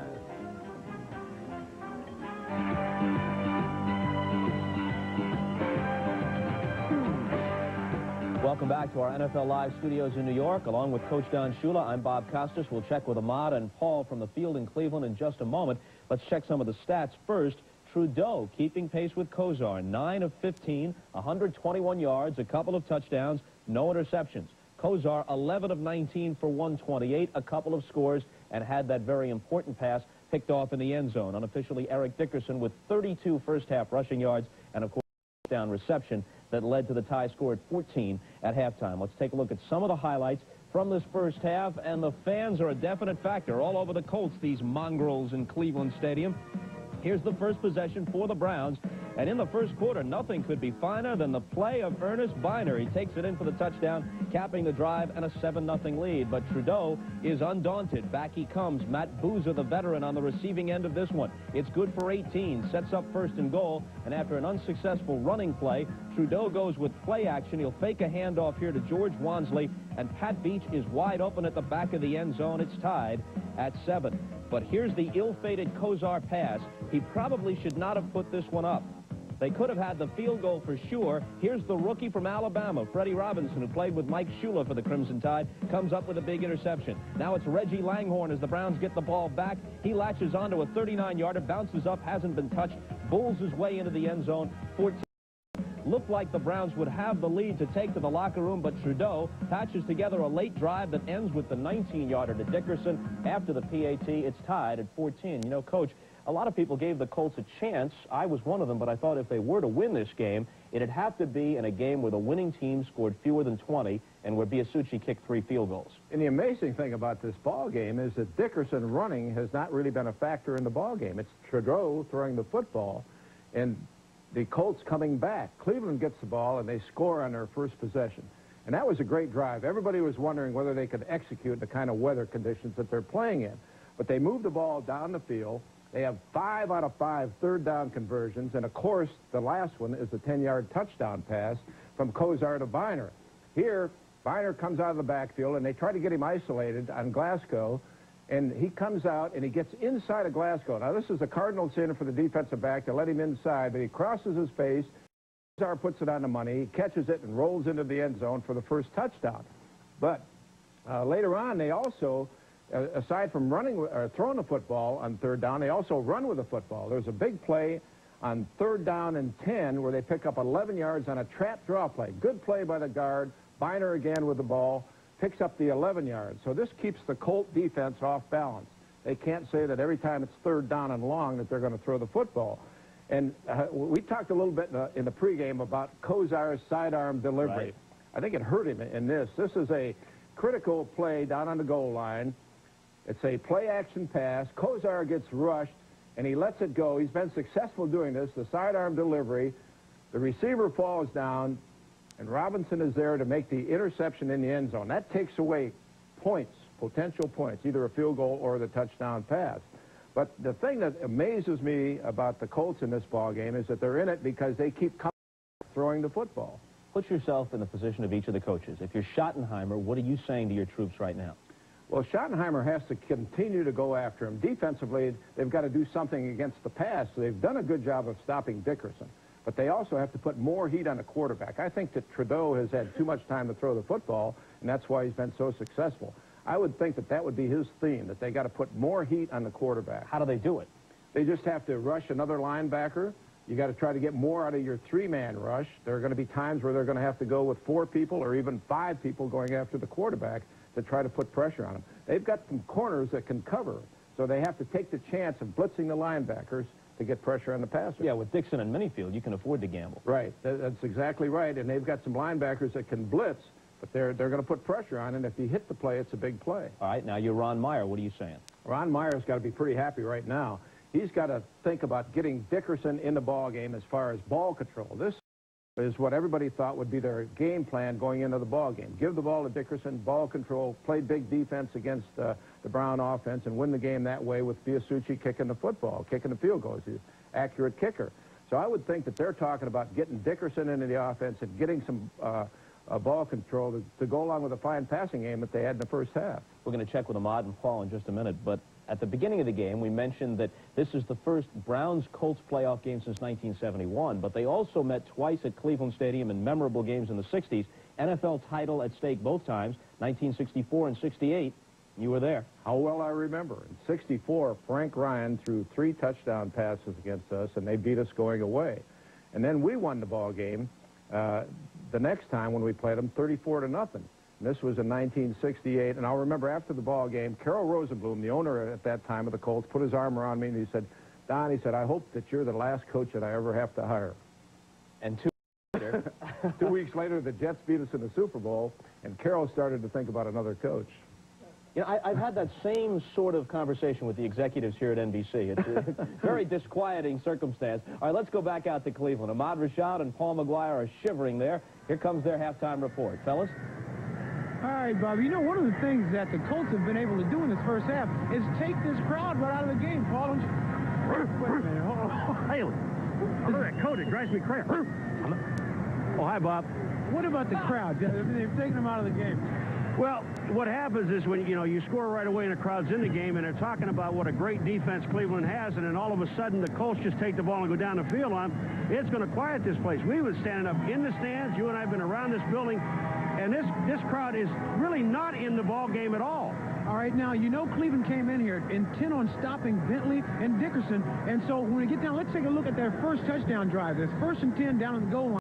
And all of a sudden, Bentley gets the ball. You can see that all the linebackers are intent on stopping this guy because he tries to run the ball off the left side, and I mean, they're up and swarming all over him. Well, remember the first time Dickerson carried the ball in the game, Ahmad, he lost 2 yards. And when you concentrate on the run, what you fail to do is do anything about the pass. And that's where the Colts are really getting to Cleveland. They're throwing the ball all over the ballpark, and Cleveland's worried so much about the run, they forgot the pass. Dickerson scores a touchdown catch. Well, let's take a look at the second play. It's 2nd down and goal now. With all these linebackers crowding the line of scrimmage, all of a sudden they have a chance for Beach to sneak through and become open in the end zone. And then you have a linebacker covering on a tight end, which he can't get there, and you see Beach there, just absolutely no one around him. And that's what happens when you worry about the run and you forget about the pass. Well, you got to be impressed with the Colts because they all of a sudden Cleveland goes down and score, and they keep coming right back. It's no fluke that they're in this playoff game. Now, I think the key to this second half is that the Colts will get the ball. And if they can take the drive and move it down the field and score, I think the Browns are going to be in. The Browns have to put their defense back in order. Their offense is fine. Defensively, they're not doing anything. Now they think that they've really put a stop on Eric Dickerson, but he's the kind of back that you can hold for 3 quarters. All of a sudden, he'll break that long run. And you don't want to cover him with a linebacker because of his tremendous speed. You know what? The last 2 times that the Browns have played in the playoff games, it's gone to overtime. It may happen again. I don't think so. This game will be over. The Cleveland Browns will get it all together and do it the second half. Hey, Bobby, back to you. This man is nuts. Yeah, that's in the category of understatement. Can you imagine some poor soul, he was up late last night, he just turns it on right in the middle of this thing, and here's some guy with a snout barking into somebody's ear? He thinks my coat is something else. I don't know what's wrong with it. Earring last week, nose this week. We'll be back to you two vaudevillians a bit later in the day, but right now let's get a preview of the game coming up in the NFC. The Vikings will try and make it 2 in a row on the road. Set the Saints a week ago, an even tougher test coming up against the 49ers at Candlestick Park. Our Gary Gerald is there with this preview. Gary? Well, Bob, by Bay Area standards, it's not the prettiest of days here in San Francisco. It's gloomy and overcast. There is a light mist and rain falling. It has been raining overnight. The field at Candlestick Park is covered. A lot of rain did come down during the night, but they're hoping that the turf will be in good shape for this playoff encounter between the 49ers and the Vikings. Now, we do not have to worry about sub-freezing temperatures. There's no wind chill factor. There is no threat of snow. It looks like temperatures will be in the mid-50s here at kickoff a couple of hours from now. Minnesota, of course, has come to Northern California from Arizona, where they've been working out at the University of Arizona. And Jerry Burns has indicated that Wade Wilson will be his starting quarterback this afternoon. Tommy Kramer, of course, is available if there are any problems for Wilson and the Vikings offense. Bill Walsh, on the other hand, says he'll go with Joe Montana. No surprise there, although Montana says he is still somewhat bothered by that hamstring he suffered a few weeks ago. If he encounters any difficulty, Steve Young is ready to step in on a moment's notice. Bill Walsh, incidentally, was hired 9 years ago to the day to take over the reins of the San Francisco 49ers organization, and in that reign, he has yet to lose a playoff game here at Candlestick Park. He's hoping that his ball club will take another step toward a 3rd Super Bowl appearance this afternoon. That's our situation a couple of hours before kickoff, Bob. Back to you in New York from Candlestick Park in San Francisco. Okay, Gary, thanks very much. And we'll return to Cleveland Stadium for the kickoff starting the second half as we rejoin Don Criqui and Bob Trumpy following these messages from your local stations. Are we winning? I just want you boys to see what you're fighting for. Here we are in West Berlin, ladies and gentlemen. Ladies and gentlemen, here we are in Naples. Osan Air Base, Korea, Vietnam. Here I am at Penang, Nanking, Nam Pham, Thailand. We are right off the coast of Beirut. want to tell you, here we are in the Persian Gulf. I want the best, won't settle for less, and I've got a bank looking out for me. They understand, they're helping me plan, they're one step ahead. They're Trust Company. I've got a bank that suits me to a T. They're looking out for me. Trust Company. I've got a bank that suits me to a T. Georgia Tech takes on Wake Forest Sunday at 1:30 on 11 Alive. It's not getting any warmer. Cleveland, where the Colts and the Browns are tied up at halftime, 14-all. And it was interesting at halftime, Bob Crumpy, that no less an authority than Coach Shula said Ron Meyer has to feel pretty good at this point about his chances. It was Meyer who said before the season, when everyone was referring to his ball club as the Indianapolis Dolts, that I like our chances. And they've been playing pretty solid football. The most impressive thing is that a young quarterback has twice rallied them from behind to tie the game. Yeah, I think one of the real keys for Indianapolis in that first half is the balance in their offense. They threw the ball 15 times. They ran the ball 12 times. And I think it's confused Cleveland a little bit. And I also don't believe that Cleveland felt that this young Indianapolis Colt team with very little playoff experience would have the comeback capability that it's displayed already. The only turnover, the interception, would certainly cost the Cleveland Browns at least 3 points. That was right down at the goal line. I think the most impressive thing is just the third down conversions for both of these football teams down there, and they're going up and down the field. But let me make this point. In the first quarter, Kevin Mack for Cleveland had 6 carries for 38 yards, 3 receptions for 17 yards, 55 yards in a quarter, and he's still out with that stomach flu. Tim Manoa is nowhere close to the replacement of Kevin Mack. Eventually, I do believe that injury or that illness to Kevin Mack is going to be a huge factor in this football game, because you've got Biner, who is a great receiver. Now you got to give him the ball. He's got to carry it in the rush. You're going to wear him out to a certain extent. And I do believe you're ready, man. I'm ready. You on the kickoff team. This guy is the biggest guy on the offense for the Cleveland Browns in the second half. He's got to carry almost 80% of the load. Dave Fazzuli's done a big job also filling at nose tackle for the injured Bob Golick. It is interesting on this bitter cold day that the turnovers have been so few. There has been just the one that I can recall. That was the interception by Fred Robinson in the end zone of Kosar to stop what appeared to be a sure touchdown drive at the Indianapolis 2. No fumbles yet. We had Mack cough the ball up on the first carry of the day, but he got it back. And since then, there's been no balls fumbled away. Don, on the positive side for Indianapolis, you've got Eric Dickerson for the rest of the game. Being a 14-14 score, and Paul McGuire mentioned that Indianapolis gets the ball to start the second half. And Don Shula mentioned now it's the time to get Eric Dickerson in the ball game. In the pregame show, we said the Colts have a chance to win this game if they can keep their offense in balance and go to Eric Dickerson in the fourth quarter. He's the guy who will win the game for you. Consider also Dean Biasucci. The kind of season he's had, it may come down to a field goal. I don't imagine Marty Schottenheimer is very comfortable right now. He's got some concerns. Yesterday, Coach Ron Meyer was telling us of his relationship with Trudeau. He said, Trudeau thinks I don't like him. He said, that's not true. He said, I just don't think he's as good a quarterback as Hogaboom, but he's getting better all the time. He's only in his second year. But he had his best passing game ever here at Cleveland in the upset in December, and he's doing it again today. And this kickoff is sponsored by Budweiser, the king of beers. Line drive kick that Albert Bentley could have a problem with. Takes it at the 6. Looks for a blocking channel, and there's nothing there for Albert Bentley as he's to the 15, and that's it. So the Browns cover nicely as they split kick the ball down the middle of the field, and the Indianapolis Colts will start out the third quarter 1st and 10. Here comes Trudeau. And it's ironic, this is exactly where Cleveland started their first drive to begin the game, at their own 15-yard line. Of course, they went 15 plays, 86 yards to score. 2 touchdowns aside, both on throws. 2 for Kosar, 2 for Trudeau. Eric Dickerson held down so far. Comes geared for battle. There's every piece of protective equipment available. And with good reason. Those 11 guys on the right would like to knock him out of the game. Downfield throw out to the 22-yard line. Nicely done. Caught by Matt Booza. The only turnover of the game His pass into the end zone, intended for Eric Tennell, the tight end. He falls down. Robinson makes the interception. It's Derek Tennell. Cost the Cleveland Browns points.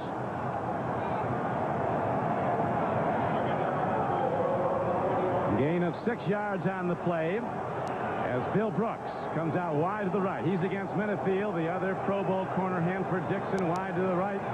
He's against Bouza. The screen pass goes to Eric Dickerson. He gets a block from Solt, and he's out to the 30-yard line, and the Colts have a first down.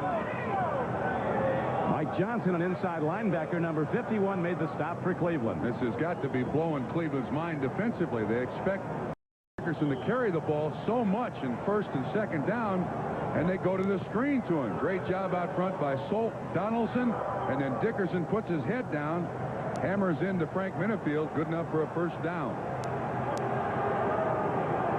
Linebackers for the Browns, there's Eddie Johnson, Lucius Sanford, Mike Johnson, and Clay Matthews the other, as Dickerson carries.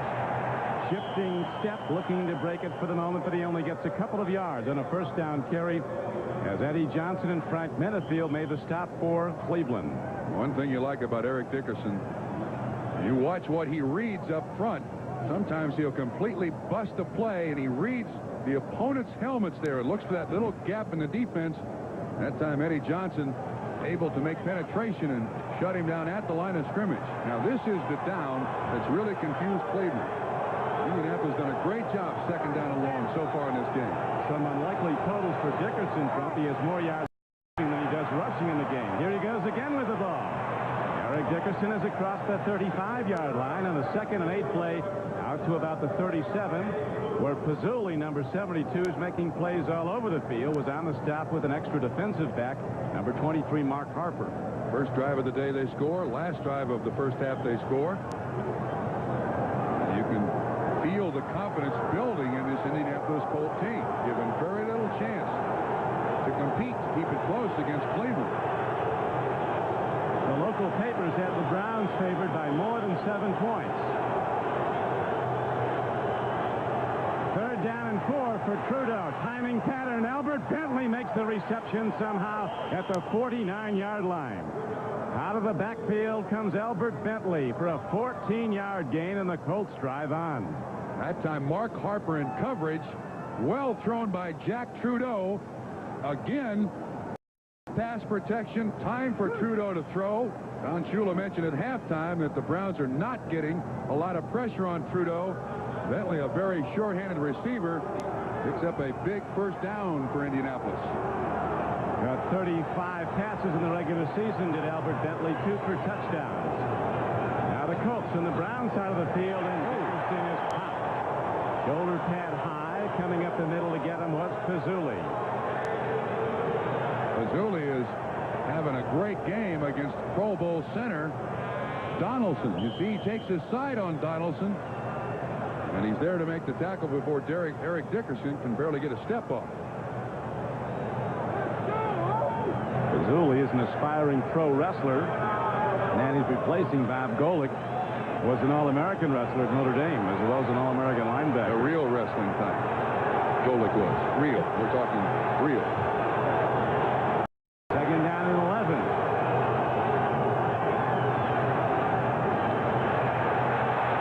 Trudeau in deep trouble is swept under. Mike Johnson sacks him, and Trudeau slow getting up.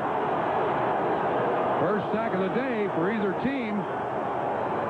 The field frozen solid as a rock. And a holding call on the defense on the play.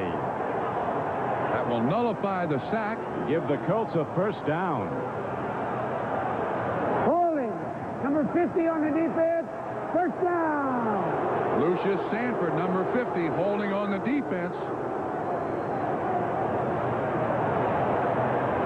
Browns, I've never seen a city as revved up over a playoff game as Cleveland has been. It's been a long wait here in Cleveland. They've not won a National Football League championship since 1964, when on a bitter cold December day, the Browns shut out the Baltimore Colts 0-0.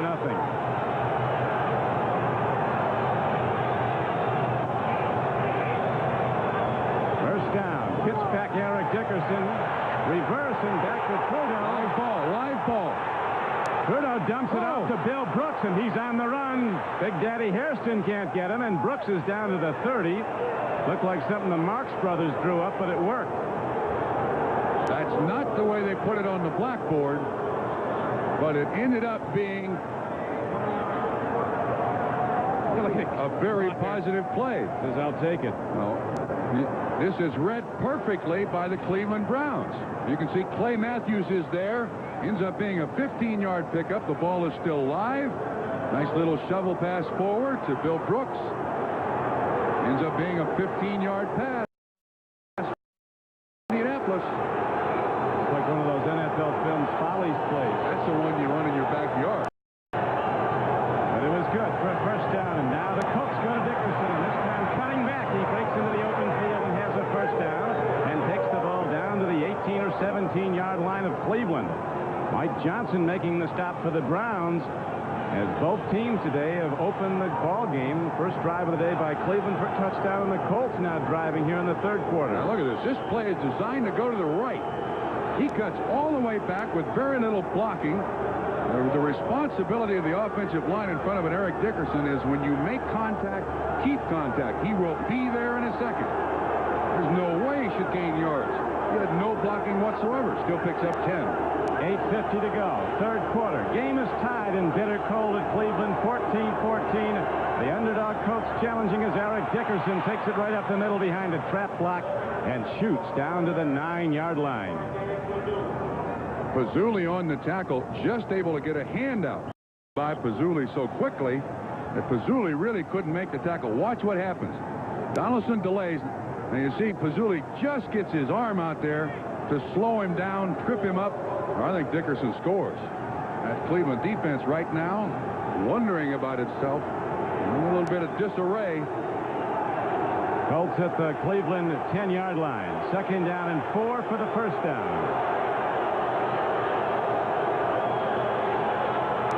Not much there for Eric Dickerson, and a penalty marker comes in from the referee, and a holding call is signaled against Indianapolis.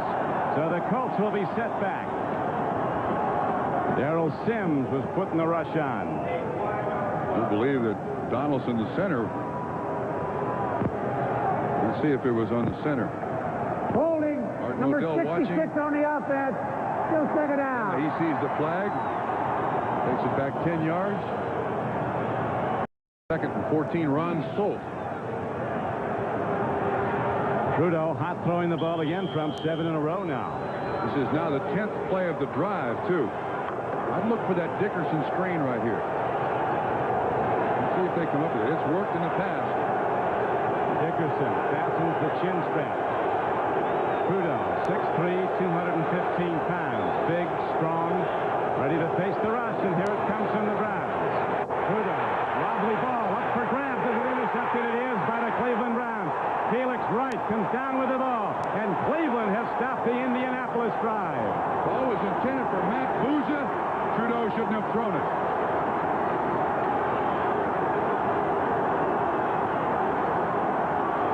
This ball is tipped at the line of scrimmage, but Eddie Johnson is bearing down on him, gets his hand on the ball, it's up for grabs, and Felix Wright comes up with the Cleveland Browns' first interception of the day. In my 13, 14 years, I've seen incredible changes. The Chrysler TC by Maserati, soon a new Imperial on Fifth Avenue, but now the new Chrysler New Yorker.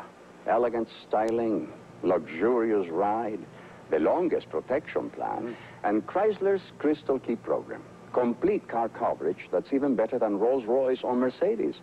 New Yorker gives you everything. Shearson Lehman Brothers, E.F. Hutton, January 1988. Where we stand. We believe interest rates will go down. Therefore, we recommend locking in today's high rates by buying municipal bonds, treasury bonds, corporate bonds, and long-term CDs. Which of these investments are right for you? Talk with us. Shearson Brothers and E.F. Hutton. Nowadays, when it comes to telecommunications, there's a great deal of confusion. With so many different products and services available, it's a real problem knowing what's just right for your company. Well, we have a way to end that confusion and solve those problems. We can help custom tailor an entire telecommunications system to your company's exact needs. No, GTE.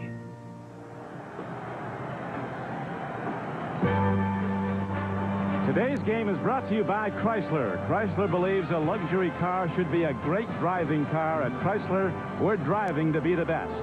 By GTE. GTE.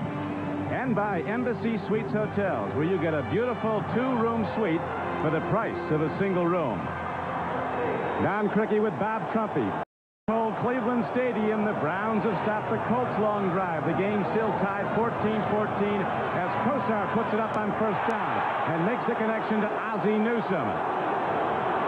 The 576th reception of his great career.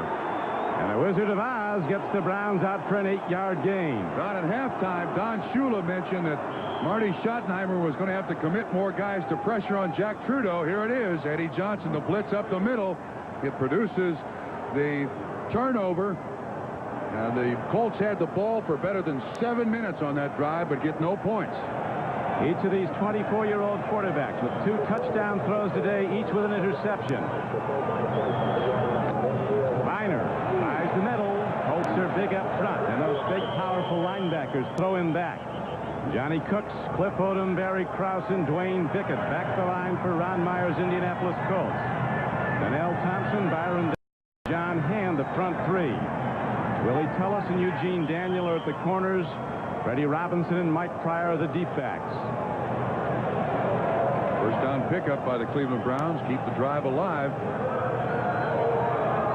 270-pound Texan Mike Babb, who played at the University of Texas, down over the ball at center. The Browns now with a 1st and 10 play at their 25.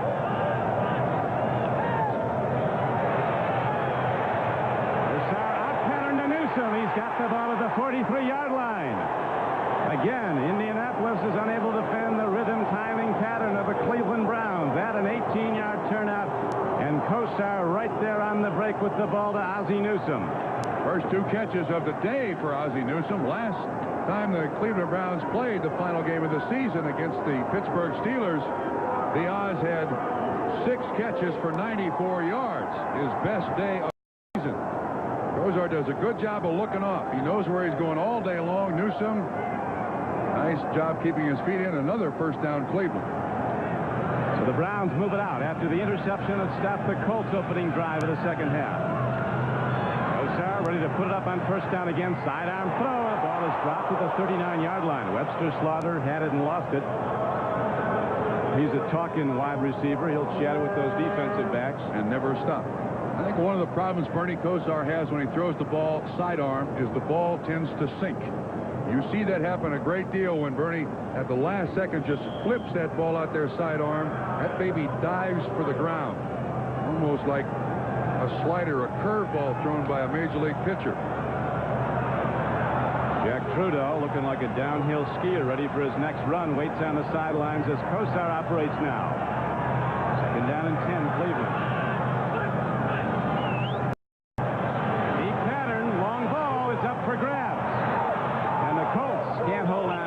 The nearest man to it, Mike Pryor, and on the one hop, Fred Robinson got it, so it goes as a long out. Incomplete pass, 3rd and 10 Browns. Boy, did Kosar get hammered. Dwayne Bickett came on the blitz on the outside. Paul Farron, the offensive left tackle, 74. Bickett with a nice move. Watch this shot on Bernie. Boy, that turf feels a lot harder when you hit with 255 pounds on top of you. Dwayne Bickett's had a spectacular year. One of the highest players drafted when he came out of Southern California 3 years ago. Look at that. Look at that. Colts picked Dwayne Bickett ahead of such all-pro talents as Jerry Rice and Al Toon. Don't regret it. He's been the hub of a fine defense. 3rd and 10 for Kosar. Sidearm throw, and he makes the connection to Brian Brennan for a Cleveland first down at the 45 line of Indianapolis. A 12-yard gain on 3rd and 10. Gary Wright was defending along with Eugene Daniel, but Brennan made the connection with Kosar. That's 8 of 10 third downs converted by the Cleveland Browns today. Kosar's with Brennan all the way. Brennan knows he's going to get hammered. He finds the weak spot, the dead spot in the zone, hangs on for the first down pickup. Undersized overachiever, they call Brian Brennan the all-time leading receiver for Boston College. When Flutie was his battery mate, now it's first down and 10 for Cleveland. Miner looking for a hole, finds something, gets down to the 40-yard line. Gain of 4 on the play. Cliff Odom and Byron Darby were on the tackle. I don't know, Don, that I have ever been in a ball game where each team has had so many long and sustained drives. I mean, it's remarkable. Both of these football teams in zero weather, hanging onto the football, converting the third downs up and down the field, and only 28 points scored. This is an all-timer to this point. One turnover each way.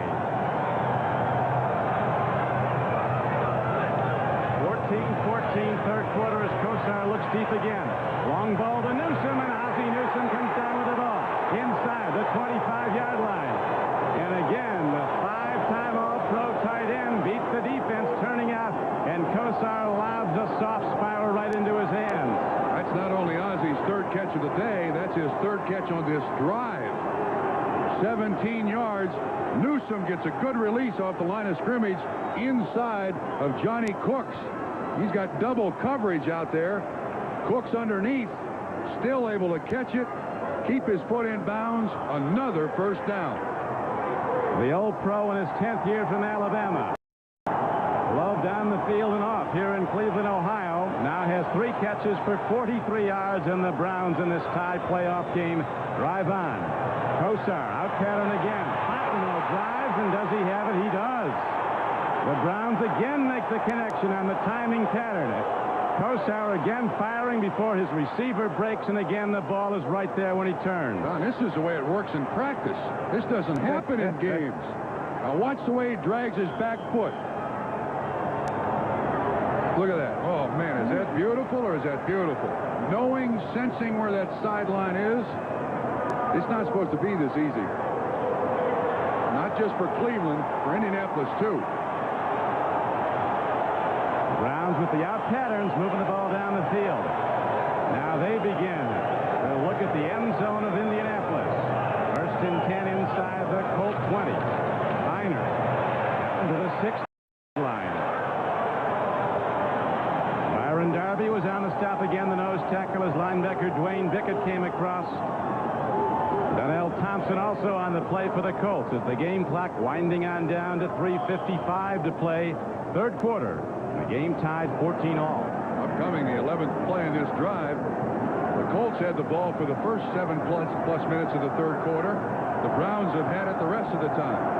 Is it possible we'll have one drive by each team in the third quarter? George Hill, the defensive coordinator of the Indianapolis Colts, and a man that Marty Schottenheimer openly admires for his talent. He said he's one of the very best. Now the Browns go at the Indianapolis defense. A straight-ahead power play on a first down carry is down to the 6-yard line. Ernest Biner got the call again as Kevin Mack has been out since early in the first quarter with a virus. Byron Darby on the tackle. I absolutely marvel at both these teams' ability offensively to go up and down the field. This drive started at Cleveland's own 14-yard line. So reminiscent of an earlier drive at this end of the field by the Browns, though, and the end zone throw was intercepted by Freddie Robinson. Second down carry. Biner up the middle. He's close, but he's not in. Down to about the 1-yard line. Second down and 4. Dwayne Bickett makes the tackle from behind. Third down comes up. It does not appear, I take it back, the Browns can get a first down without getting a touchdown. Extra big people sent in. Manoa. The Browns have been phenomenal this season, as you know, Trump, inside the opponent's 20. Over 85% of the time, they've gotten either a touchdown or a field goal down inside the 20.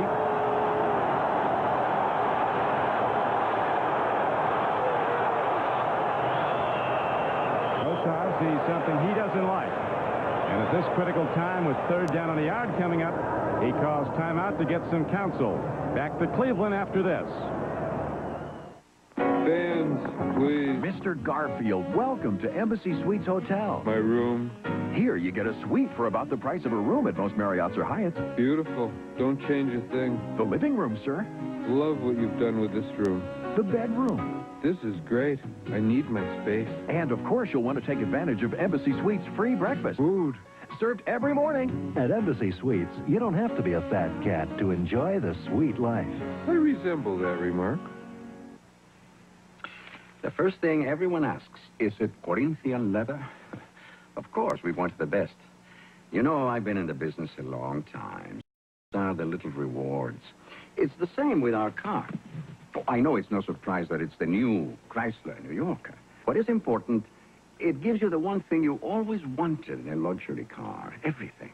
I could list features all day. But it's more than luxurious leathers or New Yorker's fuel-injected V6 with front-wheel drive or even four-wheel anti-lock brakes on a self-leveling suspension. Tell me, who else gives you Chrysler's 7-year or 70,000-mile protection plan? Or the exclusive Crystal Key program, complete car coverage with owner care that's even better than you get from Rolls-Royce or Mercedes. That's how you deserve to be treated, isn't it?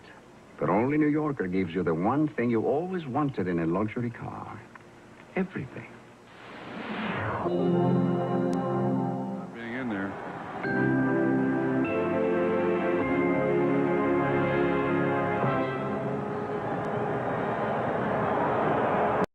This is Don Criqui back at Cleveland Stadium on an Arctic field, frozen tundra. The Browns have stopped Indianapolis on their opening drive of the second half after a long sustained drive on an interception. And now Cleveland on the excellent passing of Bernie Kosar, primarily to tight end Ozzie Newsome. And the Browns are down, challenging to go ahead for a third time in the game. We show Haley because he's an eligible receiver. It's 14-14. Browns led 7-0, then 14-7. Colts have never led in this game. And Finer, he didn't get there. Yes, he did. A second push. Got it in as the linesman comes in. Arms raised. And it's a touchdown call for the Cleveland Browns. And again, they've taken the lead this for a third time.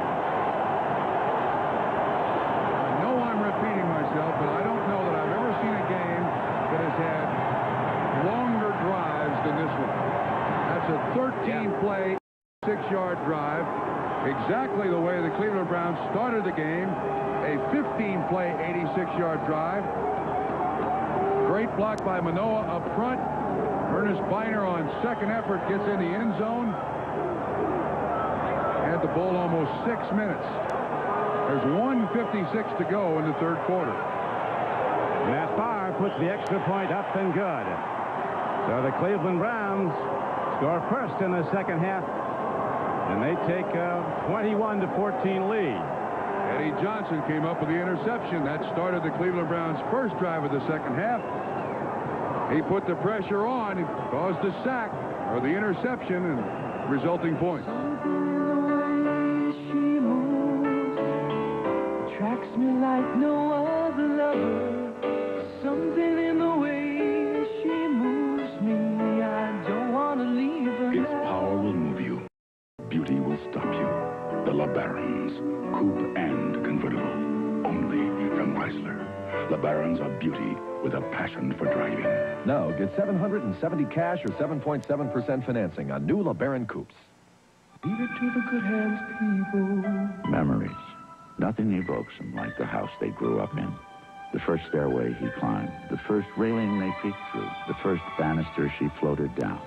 All part of the reason the Allstate Home Replacement Cost Guarantee exists. To help rebuild your home, whatever the cost, right down to the spot where Dad hung his hat. The Allstate Home Replacement Cost Guarantee.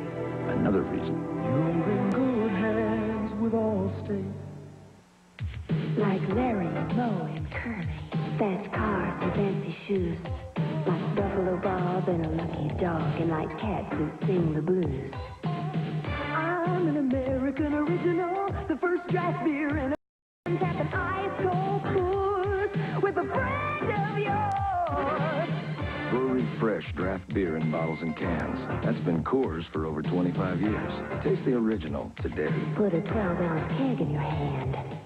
The NFL plays here, Houston. Their wild card victory proved they weren't jokers as Moon and Company dealt the Seahawks a full hand of Love Ya Blue. The NFL plays here, Denver. But the Broncos hope to have the Oilers singing the blues as the road to the Super Bowl hits a Rocky Mountain high. The Oilers battle the Broncos. The action starts with NFL Live.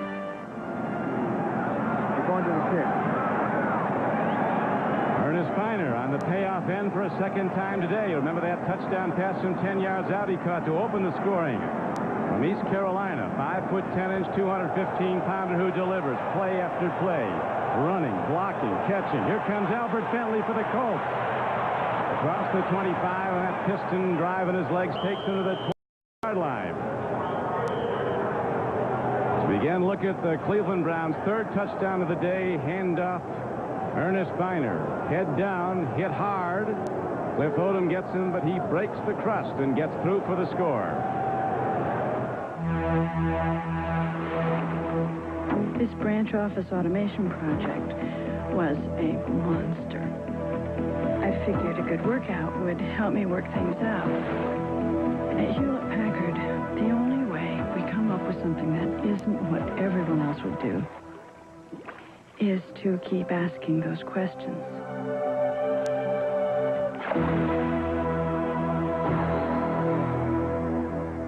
Triple mileage on American can't beat us. Delta with extra mileage falls short. And United's extra mileage program doesn't come close. The fastest free trip on any worldwide airline is still Northwest World Perks. Round trip from now until March 31st, and we'll match the Northwest miles you fly in 1988. You can get a free trip after flying only 10,000 miles, Europe for 20,000, and Asia for 30,000. World Perks. No other airline can match it. I love discovering the Americas. Plymouth Horizon America. Sticker price only $59.95. Same price without the sticker. Then I discovered Plymouth Reliant America. Best equipped at lowest price at any car in class. What wonderful values. Both front-wheel drive, both protected longer than Russian winter. What a country.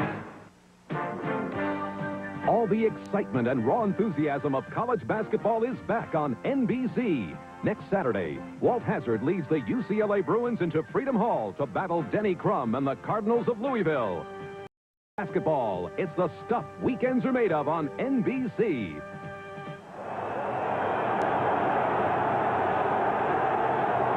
San Diego, the site of Super Bowl 22.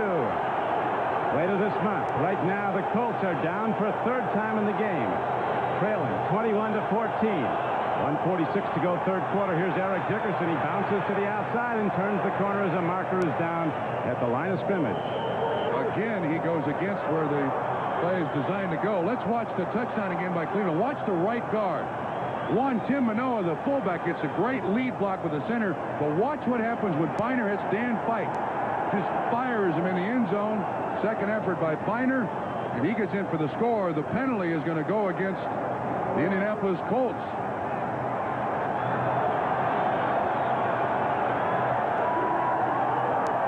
Once again, the Colts had two men in motion. Legal procedure. What's happening is the tight end is not putting his hand down. And because of that, they consider him in motion.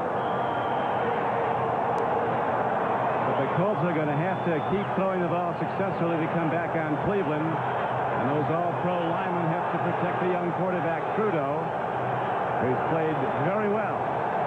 It must continue, though, as Indianapolis continues to find itself down by 7. That's been their story in the game. They come back to tie as the ball goes to Dickerson. Scudder stepping, then taking on the defense, and that first and 15 play is good for a gain of only 2 yards. Fazuli came across again. Yeah. And Sam Clancy, look at the drives for the Colts scores today. 17 plays resulting in 130 yards, 2 touchdowns. And the Browns' number is even more remarkable. We'll give them to you when they take over the offense.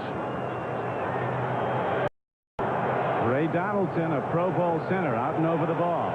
Chris Hinton, a Pro Bowl tackle on the left side. Ron Soule, a Pro Bowl guard on the right side. Kevin Call and Ben Utt. And two other offensive blockers in this huge front for the Colts. Averages over 290 pounds. Throwing a catch. Eric Dickerson is knocked down at the 32-yard line. Big tackle. Short game, good for about 6 on a 2nd and 14 play. That was Lucius Sanford. He had him, Dickerson, man-on-man coverage. Dickerson gave him just a little hip fake. That's a big tackle. Brown's doing a great job of shutting down the downfield receivers. Well, that's a big tackle, because if Sanford doesn't make it, that's a first down pickup by Dickerson. We're inside. 20 seconds now to play in the 3rd quarter. Colts will have the wind at their back. In the 4th quarter, it's not a strong wind, though. Trudeau down and 8. Stands in, dumps it off, and Dickerson can't hold on, and Indianapolis has to punt the ball with 3 seconds to go in the 3rd quarter. Don, that's one of the few times today the Browns have been able to shut the Colts down on 3rd down. Both teams have been spectacular on 3rd downs. This is an outlet pass to Eric Dickerson. Good coverage down the field. The Colts 6 of 9 in 3rd down conversions. That's a big stop by the Cleveland Browns. They've regained some control of this football game. These two teams have been a storied part of the National Football League. Both came in as All-America Conference teams in 47, the other league at the time. One taken back by McNeil to the 49-yard line. So the Browns with a 7-point lead start this drive with good field position as we now have the end of the 3rd quarter. The score, Cleveland 21, Indianapolis 14. And we'll be right back after these messages. The girl he loves is trapped behind the Berlin Wall, and he'll do anything to get her back. Come on, kid, run. Tony Danza, Freedom Fighter, a world premiere movie, Monday. Over here. Where? Over here. Where? Come to Miles. Oh, you smile. He's right here. I'm not singing today, but I'm here to offer you a great opportunity. Low 7.7% APR financing plus $770 cash back direct from Chrysler on new Chryslers and Plymouths. No payments until spring. Start your new year outright in a brand new Chrysler or Plymouth from Miles Ridge Chrysler Plymouth. And you'll drive right home in a brand new Miles Ridge car. Dave Westenhaver directs the energies of hundreds of people who build the equipment to monitor satellites in space. But closer to home, he keeps track of another kind of energy. As an investor in the Southern Company, Dave makes sure we've got the electric energy to meet the growing needs of a growing South. Thanks to Dave and thousands of your neighbors who are Southern Company stockholders, when we look to the future, it will be a bright one. The Southern Company, putting electric energy into the future. You're listening to a costly transmission problem. Now, here's what a $40 problem sounds like. Sound the same, don't they? And not just to you and me, to trained mechanics, too. That's one reason AMCO checks out your transmission 9 ways to Sunday. Fact is, half of the cars serviced by AMCO dealers don't need a new transmission. Take your car to AMCO now. What they tell you might sound awfully good. AMCO, AA, MCO. Wheel of Fortune, tonight at 7 on 11 Alive. We talked to field position at the outset, Trump, and how important it was to both teams, and yet when the Browns had to go the long field, they've done it 3 times. Remarkable. I mean, in 70-degree weather, perfect conditions, those are remarkable numbers. We've got chill factors below 0 in Cleveland now as the Browns with a 1st and 10 at the Indianapolis 49-yard line. Opening play of the 4th quarter, 21-14 Cleveland. Heiner takes on tacklers and just bangs his way down to the 40-yard line. A gain of 9 yards on the play. Tackle made by the free safety, Freddie Robinson. This is the best field position for the Cleveland Browns to start a drive today. That punt by Ron Stark, 34 yards, a 16-yard return. That's just 18 net yards. And for the first time today, the Browns start inside the 50-yard line. And Ernest Biner, great second effort today, really carrying the load with Kevin Mack out. Mack's been out with an upset stomach since early in the 1st quarter. Slaughter to the left at the top of your screen. Browns' best deep threat. Langhorn, touchdown pass number 88. Browns have just one remaining. We're not a company, but no company has more pride in what they do, or more pride in how well they do it. We offer you a meaningful and fulfilling future, one that goes far beyond the ordinary, one that brings with it the respect and admiration of Americans everywhere. We're not a company, we're your country. We're the Air Force, the Marines, the Army, the Navy. We're the Armed Forces. It's a great place to start. My brother thinks he's bought the perfect TV. Sure did. Perfect TV. Oh, yeah? Perfect. Does it have a flat square picture, too? Yep. High-resolution filter? Yep. 178-channel capability? Roger. 4-speaker stereo system? Yep, right there. On-screen graphics? Yep. A remote that controls this TV, wireless cable, and VCR, even if the brand. Hey, I got a Magnavox. Smart, Tom. Very smart. Yeah, I know. Acting dumb is just my job. Doing a great job. Check out time, Garfield. Check out. Embassy Suites Hotel was a great idea, huh? We got a 2-room suite with a wet bar and a refrigerator. So what's the big rush? And all for about the same price as a room at most Marriotts or Hyatts. There's even a free cook-to-order breakfast every morning. Delicious. What a great place to do business. That settles it. We're staying. At Embassy Suites Hotels, you don't have to be a fat cat to enjoy the sweet life. No, but it doesn't hurt. The lights are on and the temperature is dropping on the shores of Lake Erie as the Cleveland Browns hold to a 21-14 lead. Don Criqui with Bob Trumpy, and Trump, this could be the knockout punch if the Browns can take it in here. I agree with you, Don. I think this is the take control of the game drive for the Cleveland Browns. That's why Bernie Kosar was being very careful. So a formation he didn't like, takes the timeout. You can't make a mistake here. Straight ahead run, and Biner on a 2nd and 1 might have enough for the first down. He'll be close. Third quarter stats to this point. The Colts have rushed for a grand total of 58 yards. You can see that's the major change in the Colts offense. Time of possession very even. The one turnover, the interception caused by the pass rush of Eddie Johnson on Jack Trudeau, a ball that never should have been thrown. Mark Harper with the interception. And the drive continues for Cleveland.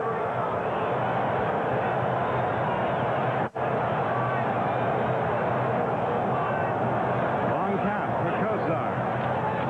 Timing pattern. Out it goes, and this time Ozzie Newsome doesn't hold on at the 33-yard line of Indianapolis. Bring up second for the Cleveland Browns at the 37-yard line. We talked earlier of how the Cleveland fans have been waiting so long for a winner. Their last National Football League championship, 1964, when the Browns beat the Colts in a shutout that day, and the last baseball championship here was in '54. Bernie Kosar was 1 year old in 1964. Art Modell, the president of the Browns, intent, as you would expect on this big day in Cleveland with over 80,000 jamming his ball yard.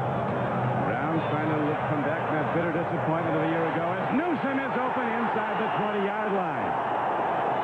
Down to the 15, and again it's the down and out timing pattern with Kosar releasing the ball before his receiver makes the break.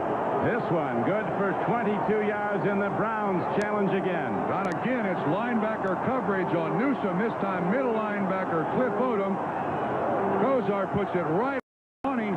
You can see 93 trying to catch up with Ozzie Newsome. I like that too. They throw the ball to Newsome. He drops one. Says, give me another chance. Next play, right back to him. 4 huge catches for Ozzie Newsome in his second half today. The Browns looking to go to the American Conference Championship game for a second straight year. They'll meet, if they win this, the victor of the Denver-Houston game tomorrow, which you'll see on NBC Sports. Right now on first down, the handoff goes to Biner. Running with a vengeance, he takes the ball down to the 11-yard line. Tackled by the middle of the Indianapolis defense. Up the bottom of the pile is Donnell Thompson. At the AFC Conference Championship game will either be here or in Denver. Denver should beat Houston tomorrow. The Broncos would be on their home field at Mile High. If Houston should upset the Broncos, then the AFC Championship game would be here in Cleveland for a second straight year. Just saw a picture of Ron Meyer. He's got to be pleased with the performance of his team to this point. Very pleased. 2:56 to play in the game. Browns lead by 7, challenging to up that margin to 14. Wait a minute. That's the last time out. Yep. You had Slaughter and Brennan both going in motion. It looked like a long-distance do-si-do, and Bernie knew that wasn't right. Round of lights here?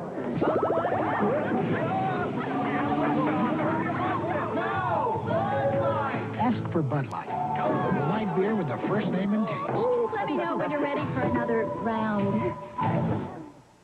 Hey, how do you like your Ranger? Great. How about your Toyota?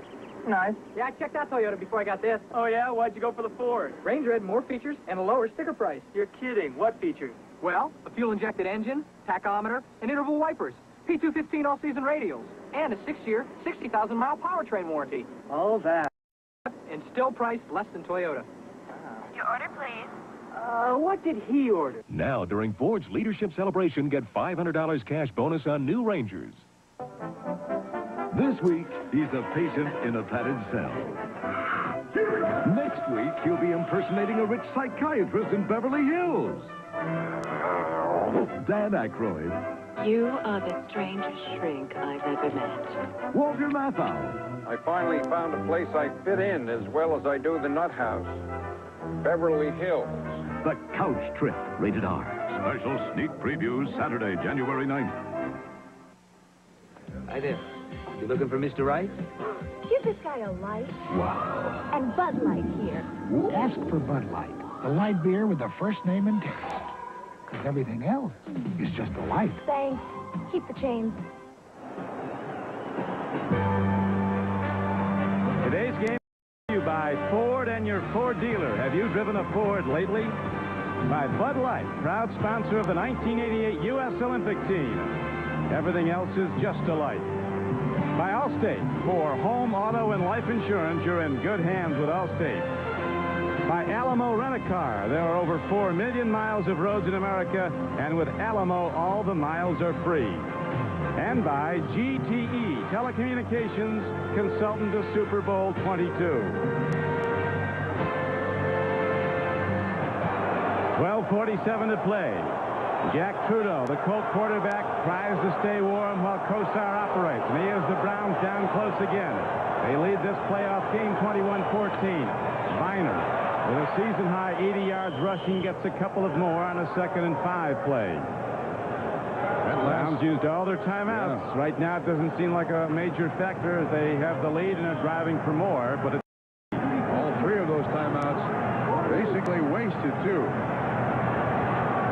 Double motion by Slaughter and Brennan on the last play resulted in the timeout. 2 timeouts called as the Browns were about to score the last time. The defensive coordinator, George Hill, calling out the defenses as now the Browns string out the Indianapolis defenders. 4 wideouts in the game. 3rd and 2 for the first down. 3rd and 5 for the touchdown. Kosar dumps it off. Finer has it. And he is knocked down at the 5. Didn't appear to get the first down. We'll see. Cody Rison, the offensive tackle out there to try to help out, but a great job by defensive back Mike Pryor to get in Ernest Biner's way. They're going to send on Matt Barr for a field goal. Once again, Art Modell sitting on the edge of his seat. Almost. 4th down in inches. I agree with this. Take the 3 points. It allows your team some breathing room. Commissioner of the National Football League, Pete Rozelle, is here today. Pete positioned in an end zone box. Any seat in this place is good today. Terry. Barr drills the field goal, and the Browns extend their lead now to 24-14. They held off the touchdown drive, but the Colts must come back from 10 down. Car and Driver calls it one of the 10 best cars in the world. Road and Track calls it one of the 10 best values in the world. We simply call it Ford Taurus. Winning the world over, you're winning. Have you been behind the wheel? Winning the world over, have you been a Ford lately? Because Citicorp understands the drive to succeed, to do more than just get by, we've become the nation's largest financial services company, already helping 1 in every 5 American families, with more student loans, more home mortgages, more MasterCard and Visa cards than any other company. Citicorp and Citibank, we'd like you to get to know us better. Citicorp, because Americans want to succeed, not just survive. Okay, honey. Can you tell who hasn't had their Kellogg's Bran Flakes? Hang in there, honey. Well, some people feel a little sluggish if they're not eating a balanced diet. Oh, boy, am I sluggish.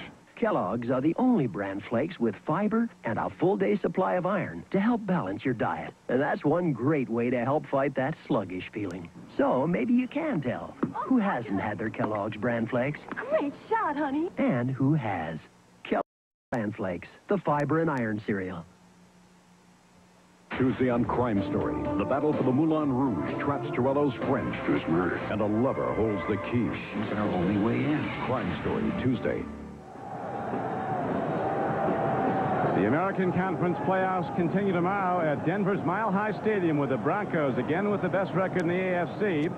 Will be on the home field to play the heavily underdog Houston Oilers, whose coach Jerry Glanville says we're going to San Diego.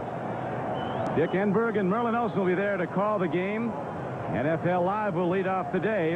That's tomorrow on NBC Sports. As right now, the kickoff by Johnson. Lee Johnson is squib downfield.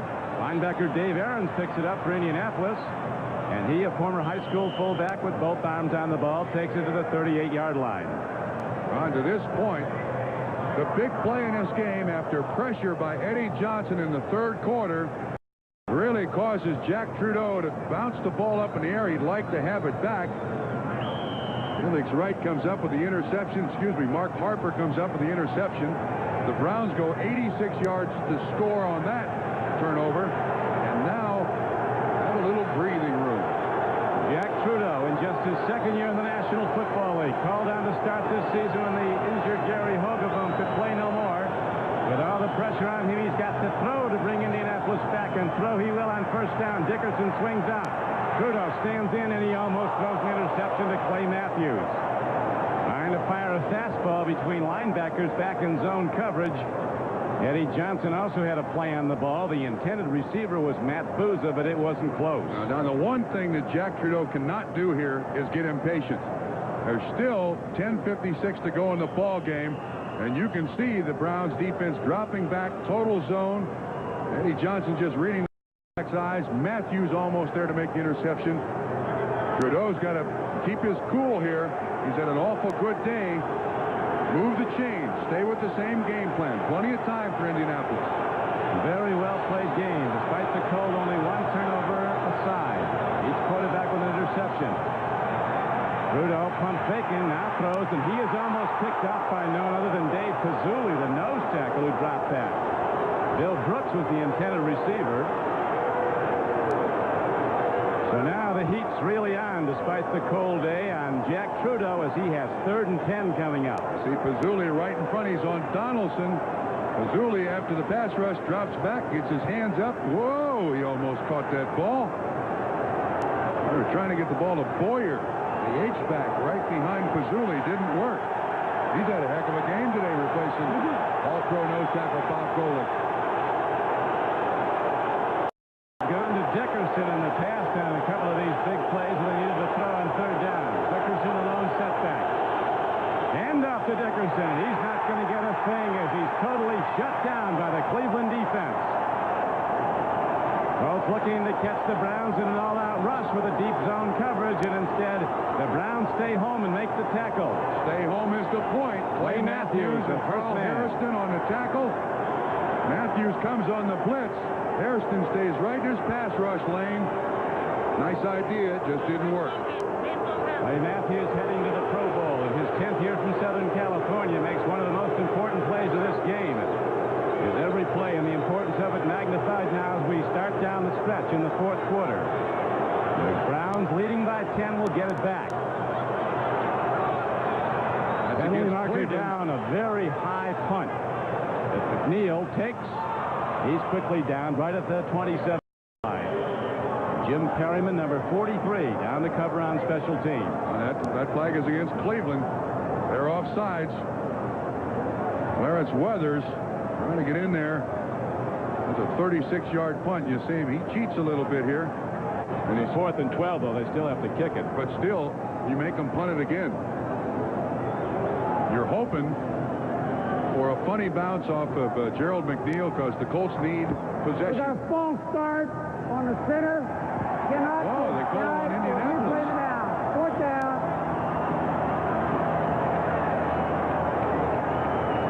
Oh, wait a minute. I don't understand this. They're going to make them punt it again. I think Marty Schottenheimer wanted the ball down here. They'll take the... Oh, it's before the ball was punted. Before the ball was snapped. Therefore, Cleveland has no choice. They have to take the penalty. And so Ron Stark, the athlete from Florida State, stands back inside the 25-yard line. The center moved the ball, but I want to tell you something. That's one of the most common things in professional football. You see a lot of centers move the ball. That's not that unusual. The snapper is Kevin Barkin down there in that pound in the end zone. That center was Kevin Hancock, and it's not unusual to see a center pick the ball up off the ground, especially on a snap. And for Dickerson starting the Barkin movement here in Cleveland. As the team fired up, he came back to the huddle one day, the defensive huddle barking. They picked it up. The whole town's picked it up. Dog bones all over Cleveland. Go Browns. Stark stands in, hits a long punt downfield. McNeil takes it his 24-yard line. Tries to go wide. 142 pounds, and he gets out of bounds. Orlando Lowry ran him down for the Colts. 46-yard punt. 9:47 to go, and Cleveland with a 10-point lead and the ball. Right now, the store is just one big disaster area. The new phone system I got, no one can work it out. All my lines are on hold. The customers can't get through. I'm losing delivery orders hand over fist. Everything's got to go.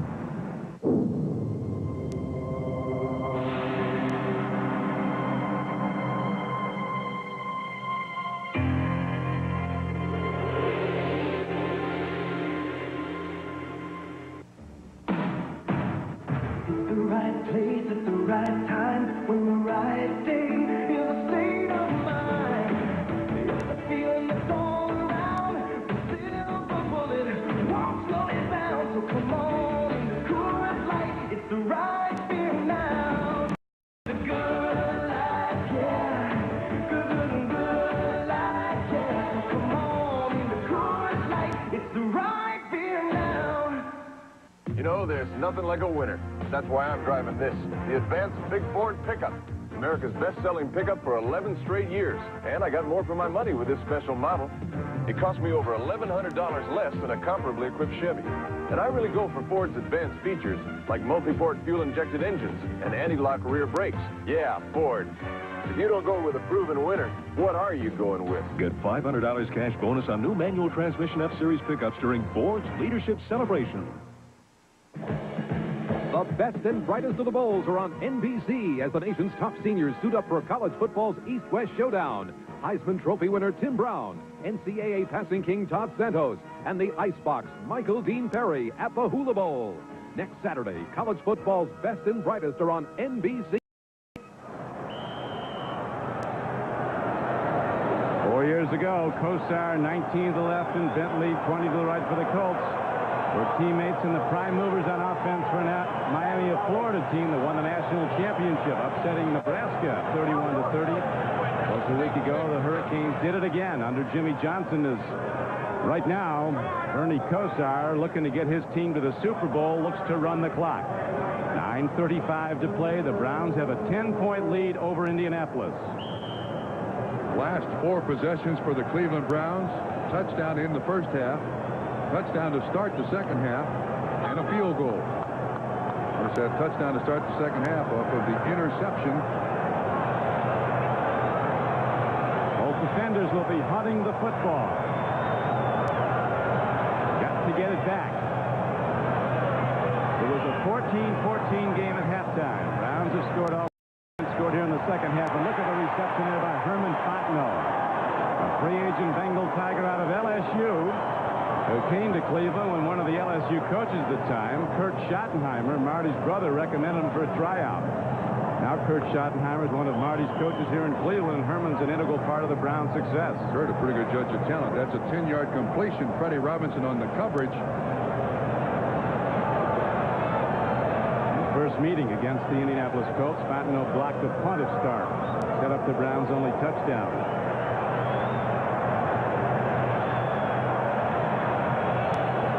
The lights are on at Cleveland on the shores of Lake Erie. On a frozen playing field, the Cleveland Browns in command of the game at the moment, leading by 10. Back to the run, not much there on a first down carry, a gain of 2 yards out to the 46-yard line. This game is the property of the National Football League. The Indianapolis Colts and the Cleveland Browns, all rights are reserved. This telecast is presented by authority of the National Football League and is intended for the private use of our audience. Any rebroadcast or the use of this telecast without the express written consent of the Cleveland Browns and the National Football League is prohibited.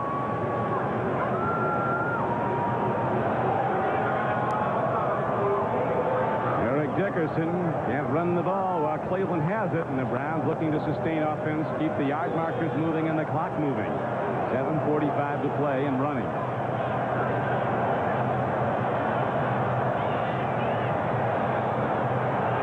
Second down and 7 for Kosar. Back to the run, back to Ernest Biner, who's had a sensational day, and Ernest Biner responds again with first down yardage. He got 7 yards. Have to wait for the spot. Looked like he might have it where he was originally down. Very close. Eugene Daniel on the tackle. I do believe this is going to be close enough to measure, but it brings up a third down and short. Miner now 93 yards on 20 carries. He's been the busy back for Cleveland. Again, in case you just tuned in, Kevin Mack out with a stomach flu. This is the student body left.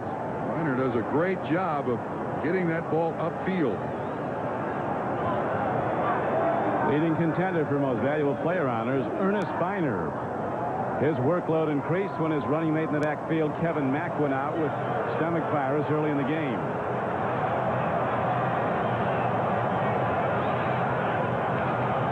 Third and short. Back to Biner in open field. Ernest Biner's in a foot race. He loses the ball. Brown has a play on it, and Cleveland Brown has the ball at the 6-yard line.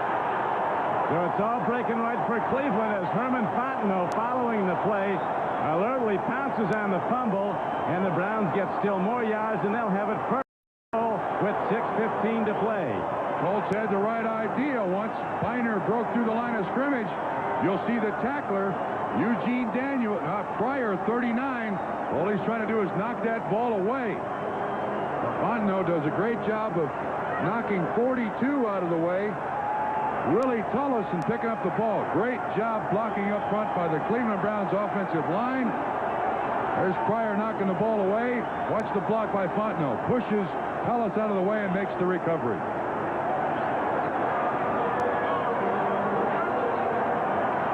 Now, it wasn't fourth down, or it wasn't inside the 2-minute warning, and therefore the ball stands where the recovery was finally made. Browns could nail the lid on if they take it in here. Leading by 10 with 5:25 to play. Back to Biner behind the right side of his line. Biner's down to the 4-yard line. There's a yellow flag on the field. Is it a or is it something thrown from the stand? Chances are something thrown from the stand. Right down in front of that dog pound, you get a lot of dog bones thrown at the players as they get down that area. Biner's having maybe a career day. He's our MVP. I mean, coming into this ball game, he was going to share duty with Kevin Mack. He has carried the load. He is the big factor in the ball game. He did not come into the league as a celebrated collegian. Was a 10th round draft choice out of East Carolina. Browns, as you see, keeping that clock ticking. Second down and goal inside the 5. Biner knocked down at the 2. Red Robinson, number 47, came up on the play, and also on the tackle was Dwayne Bickett and Mike Pryor. I still don't think there's anything for Indianapolis to be embarrassed about it. Pay up played extremely well for their first appearance in the playoffs. Just 4 members of the Indianapolis Colts have played in the playoffs, and all 4 for other teams. And it really turned from an interception when the Colts had that long drive to open the third quarter. Looked like they were going in to break the 14-14 tie, but the interception stopped it. The Browns went right the other way and scored and have been in command since. This time, Indianapolis takes a timeout. Oh, both. Everybody did. Officials timeout? Oh, it is for Indianapolis. They take a timeout. Ron Meyer, the Colts coach, who's worked a miracle in Indianapolis, turning his team around. He was described by the sports writer Jim Murray, said he's boyishly handsome, no lines in his face, but he has the eyes of the man who might shoot first. Then the Browns on the long reception by Langhorne. You remember when he got up and fought his way in? The 14-7 lead. Dickerson on the touchdown catch and in close. And in the third quarter, Biner powered in from 2 yards out, and Cleveland had a 7-point lead for a third time in the game. And the field goal by Matt Barr, and that's all the scoring so far. These 2 teams have given up over the course of the regular season fewer points than any 2 teams in the National Football League. Browns only allow 16 a game. The Colts only 15-9. But now the Browns holding the Colts under the Browns' defensive average, but Jack Crudo can't get him in the end zone while he's on the bench, and the Browns have had the ball a long time.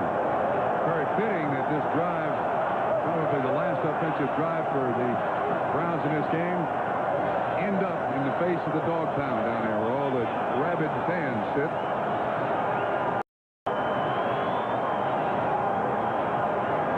Kosar putting up some big numbers. He's thrown the ball, as you see, 30 times for 227 yards to 2 touchdowns and the 1 interception. He set a National Football League playoff record when he passed for almost 480 yards against the Jets in that overtime win here a year ago. The thing about Bernie Kosar, too, is he very seldom has 2 bad games in a row against the same opponent. A very poor game against Indianapolis this week. He was watching film at 9 o'clock at night preparing for the Colts. They're down and go. He might play fake to Biner here and look for one of those 4 wide receivers running zigzags in the end zone. Downfield throw, and it's a touchdown for Cleveland as Brian Brennan beat the coverage, and Kosar was perfect with that lob throw, and the Cleveland Browns are going to the American Conference Championship game again.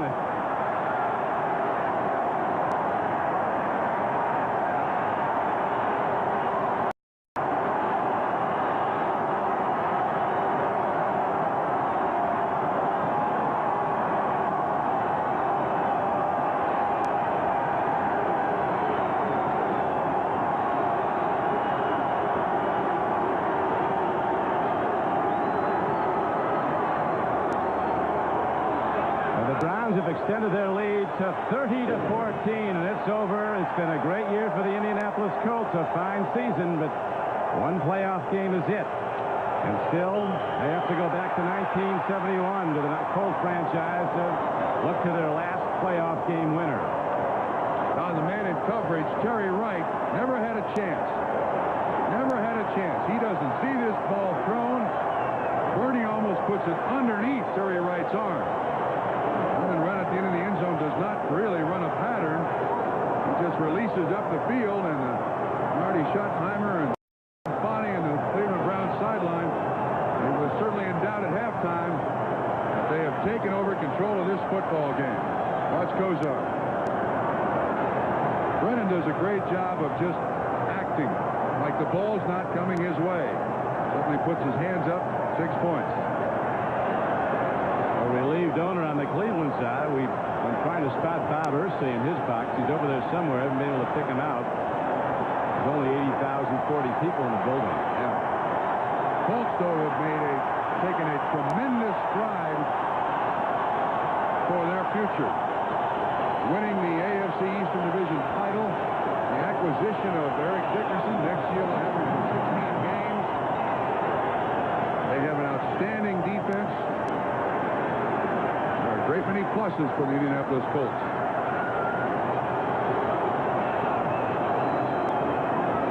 Right now, firing as they Albert Bentley standing back at his 10-yard line, and the Browns will await the outcome of tomorrow's game to see on NBC Sports. And the Oilers meet the Broncos at Denver. Bentley to the 18-yard line, and this Cleveland team now is ripping it up on the field, in the stands. Cleveland's in celebration as Nick Miller came down to make the play on special teams. The dogs are really be barking now. Serious dogs back there. Great Danes. Pit Bulls. Post-game analysis will be going to Bob Costas, Gail Gardner, and Coach Don Shula. Paul McGuire and Ahmad Rashad are here at Cleveland Stadium. We now have 3 minutes and 36 seconds to go in the game. Don Criqui with Bob Crumpy as the day turns colder. But Cleveland is in jubilation. Here's an out pattern, and Eric Dickerson can't make the play. Underthrown by Jack Trudeau. Good pressure that time by Sims up through the middle. Trudeau had to throw it a little prematurely. It's amazing, Trump, how this game really turned. The Colts were driving to open the third quarter. After tying the game in the last 2 minutes of the first half, 14-all, looked like they were going to take the lead. Since the interception, they haven't been here. Yeah, you're right. The 1+2 for Jack Trudeau is throughout the season. He'd only thrown 6 interceptions. Kosar took him apart with those out patterns, those timing patterns. Newsom with 3 in that 1 touchdown drive. Trudeau in deep trouble, throws it downfield, a little avail as he gets the ball to Albert Bentley out to the 23-yard line. Bentley was inbounds, and the clock continues to run with 3 minutes and 15 seconds to play. So close and yet so far. They'll be back.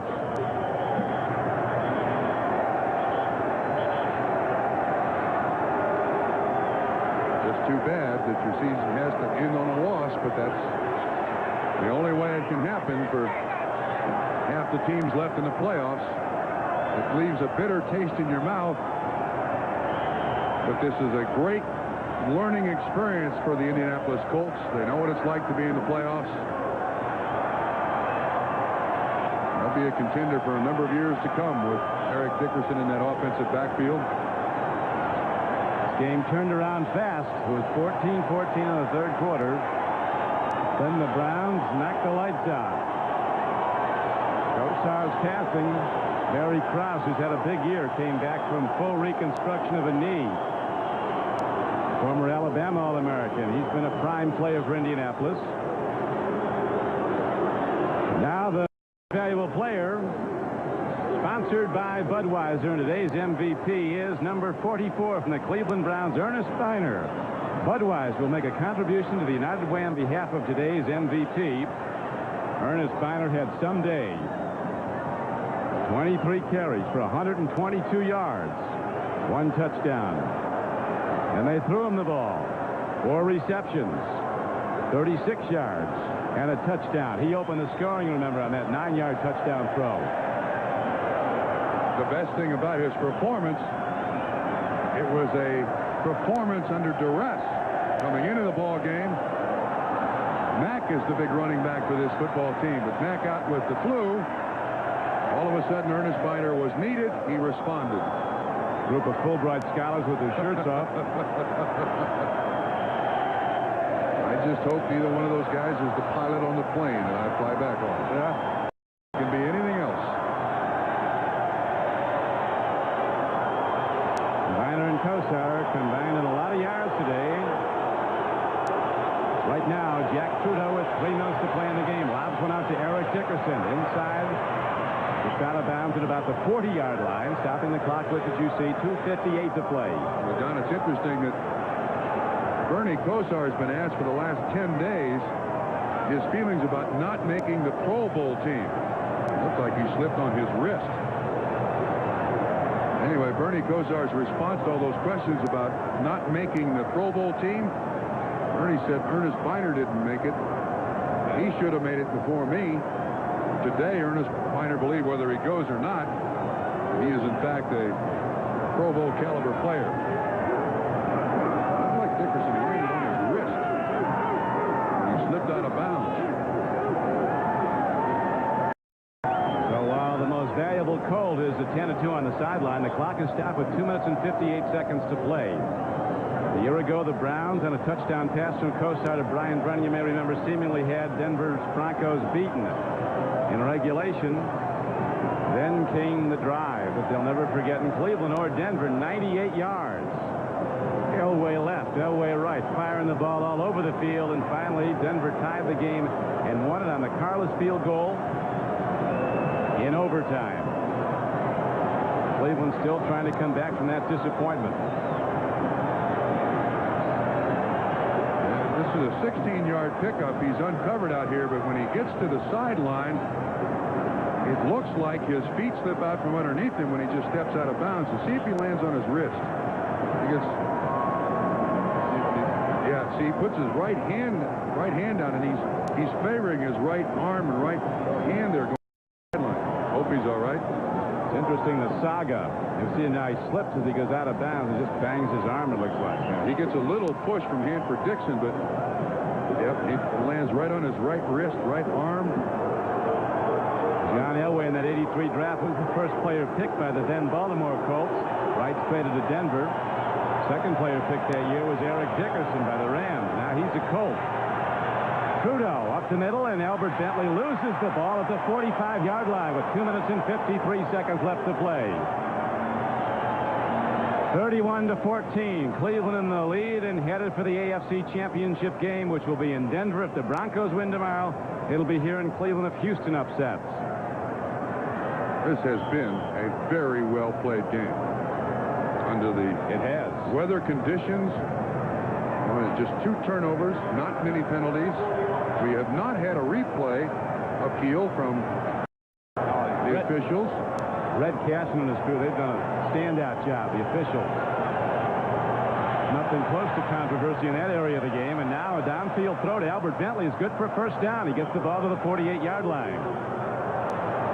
But time working against the Colts now, down by a 31-14 count. Just 2:36 to play for Coach Meyer and his Colts.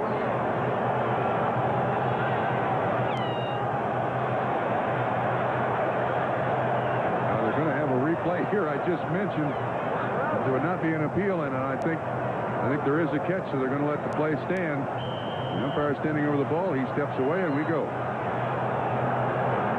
This is what I believe they will look. Whoop, back to live action. Live action it is. Straight up the middle, Albert Bentley takes the ball on a 1st and 10 carry and gets it down to the 42-yard line where Dave Pizzulli knocked him down. Here's what the replay officials looked at. Bentley catches it cleanly, therefore no appeal. 4-man rush, hard strike. Bill Brooks comes down with the ball to the 29-yard line. Another big gainer, good for 16 yards, and it's a first down for Indianapolis as the game clock is down to the 2-minute warning.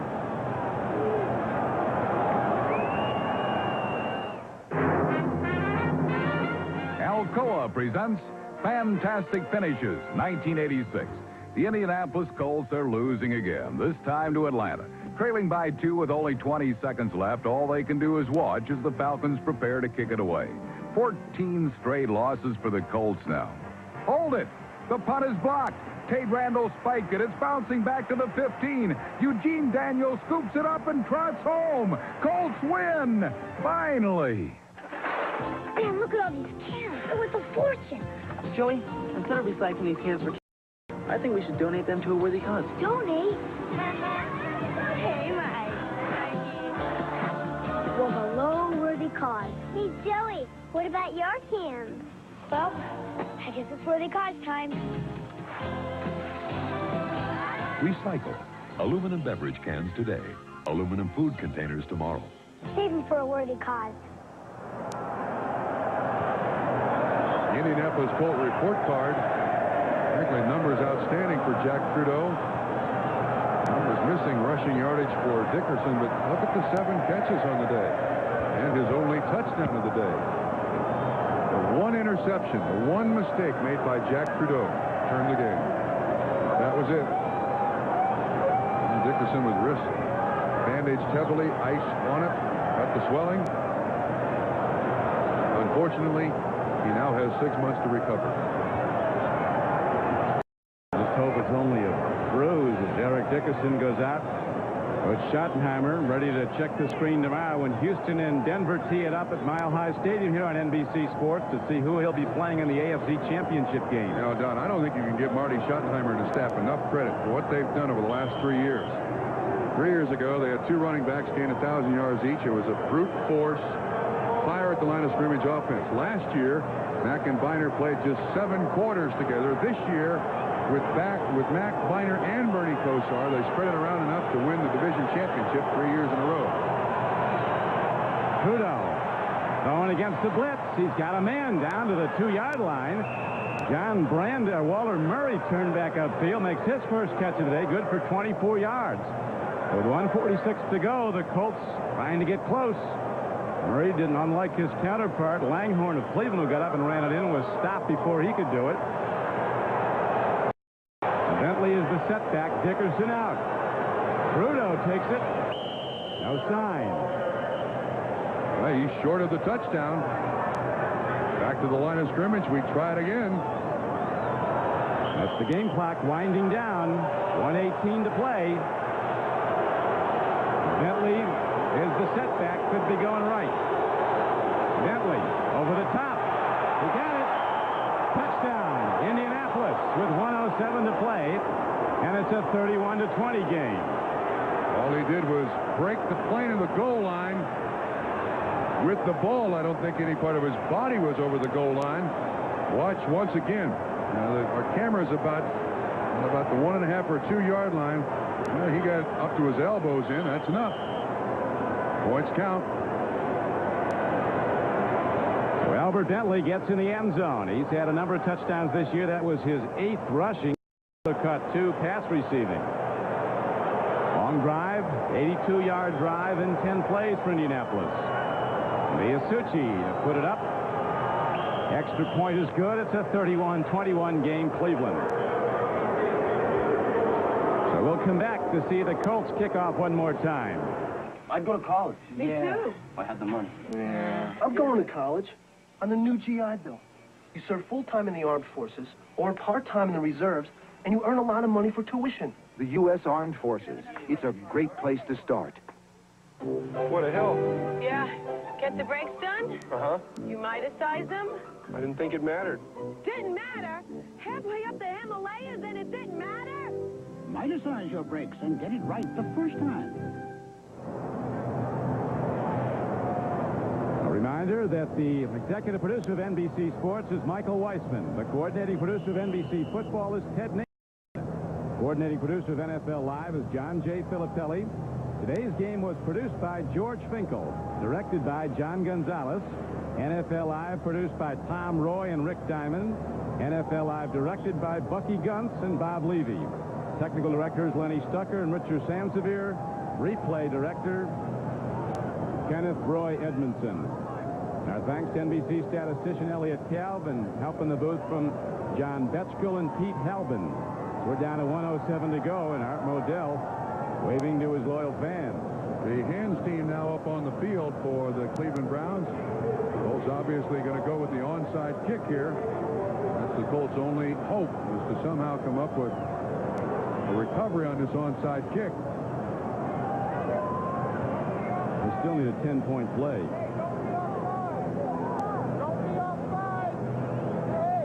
This is more timing than it is anything else. Nope. It was touched by George Wansley before it got 10 yards. Must go 10 yards for it to be a legal kick. It only went 5. Colts touched it.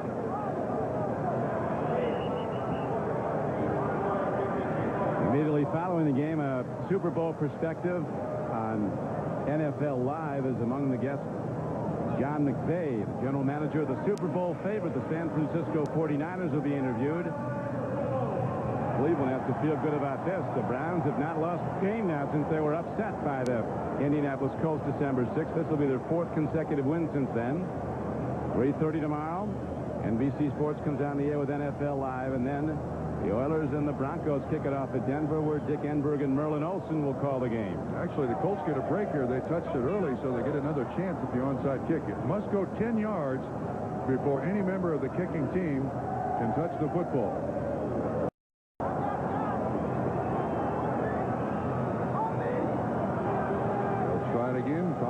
same spot.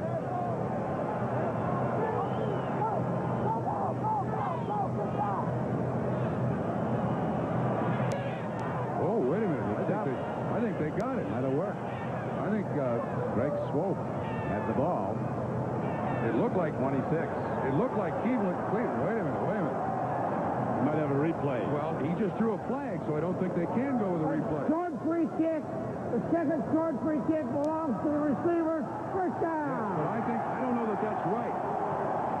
I think the Cleveland player let it go, and you'll see the Indianapolis Colts player catch it with 1 foot on either side of the line. Whoa. I'll tell you what, you could look at that forever and wonder whether that's true or not. The guy who comes up with the ball is Craig Swope. Again, is he? Well, they're going to review it. It looks like they're going to review it. This is very, very difficult to look at. Now, he must go to that 40-yard marker. I can't tell if his foot is on the line or not. It does not appear that his foot is on the line there. We're talking inches here for that to be a successful onside kick.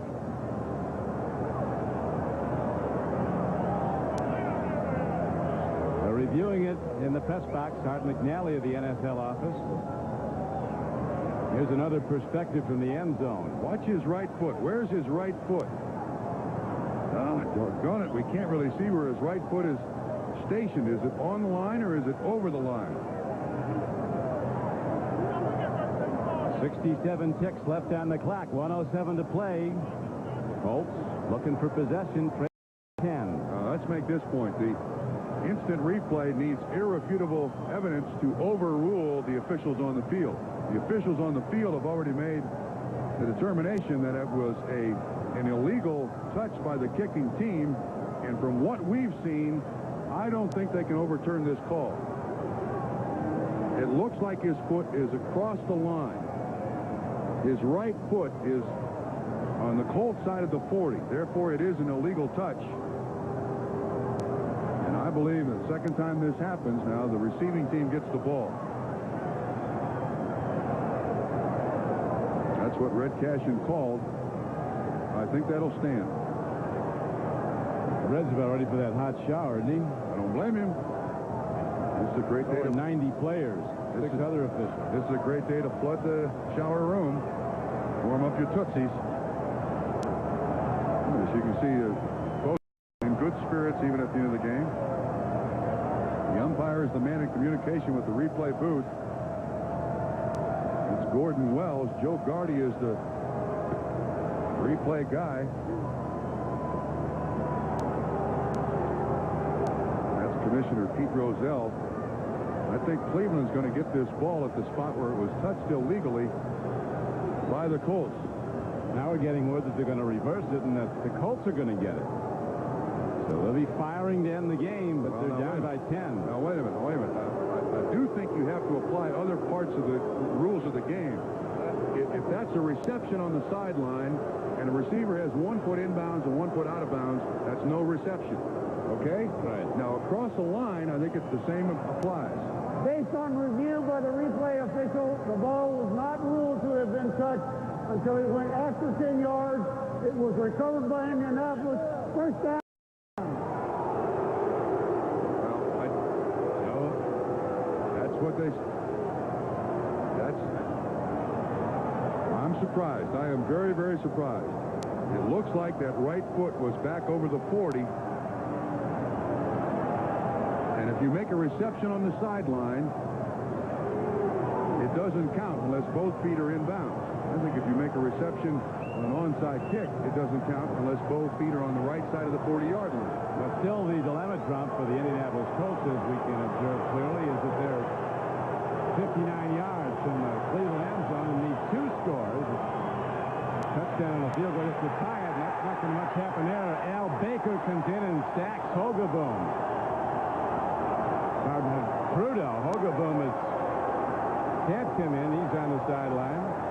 Jack Trudeau hit down hard by Big Al Baker. That's how Trudeau went out earlier. Now Hogaboom went out for the season.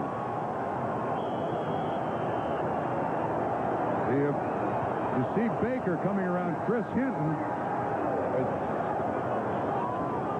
Doesn't matter, we're told, Trump, where the feet are. It matters where the ball is.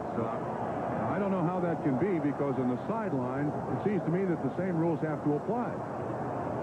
But that's what the officials are saying, that it's not where the feet are, it's where the ball is. Al Baker, who did a lot of sacking earlier in his career, he came in here from the Cardinals, was with Detroit. He was taking no prisoners. He was hunting ahead there as Sean Salisbury, a first-year player, ready to come in the game if Jack Trudeau's unable to go, and it doesn't look like he's going to be. Very slow getting up. He not only got hit from the back by Al Baker, he also runs into the offensive tackle, Kevin Call. A quarterback sandwich there. Kevin Call, a 300-pounder whose nickname is Creature, and he likes it. In the Creature contest in Indianapolis earlier this year. He won, huh? He was the winner. Is that good or is that bad? He was quite pleased. Another big, strong-arm quarterback, Sean Salisbury from Southern California, 6'5", 210-pounder. See how far he can throw, because they needed to go the distance. Played just a little bit in the Buffalo game late in the season. The last part of the Buffalo game. Very little NFL experience. Trudeau looks all right, but he got hammered.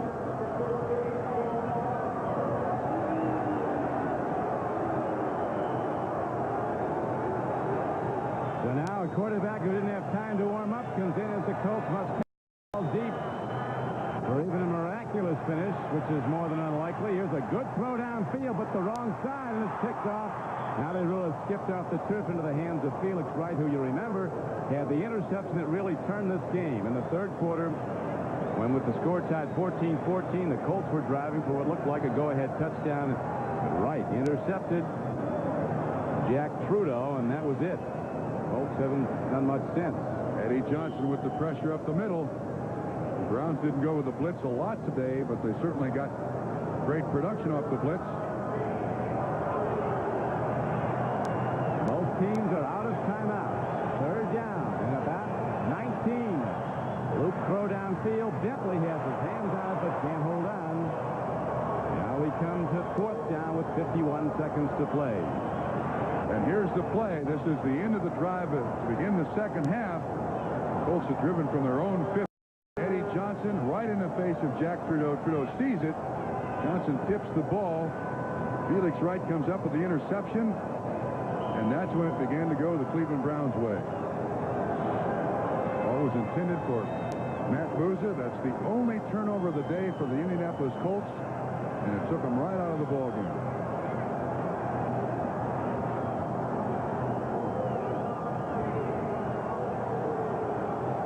Salisbury gets his team, makes sure everybody's on the same page as he's going to let it rip long. Two wide out to the right, one to the left. Here comes the rush, a four-man rush. Hard throw, it's intercepted. Picked off by Menafield, and the Cleveland Browns could get another one as Menafield takes it inside the 10, the 5, and fights in. Touchdown, Cleveland.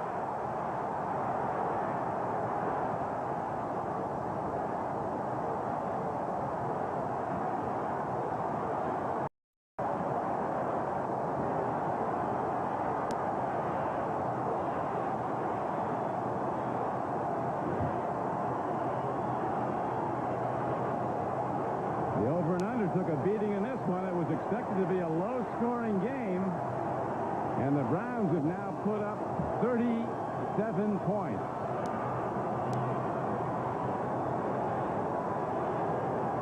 For Menafield, his first interception return for a touchdown of the season.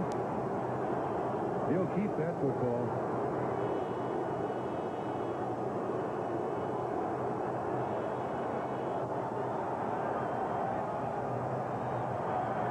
That's a 48-yard interception return.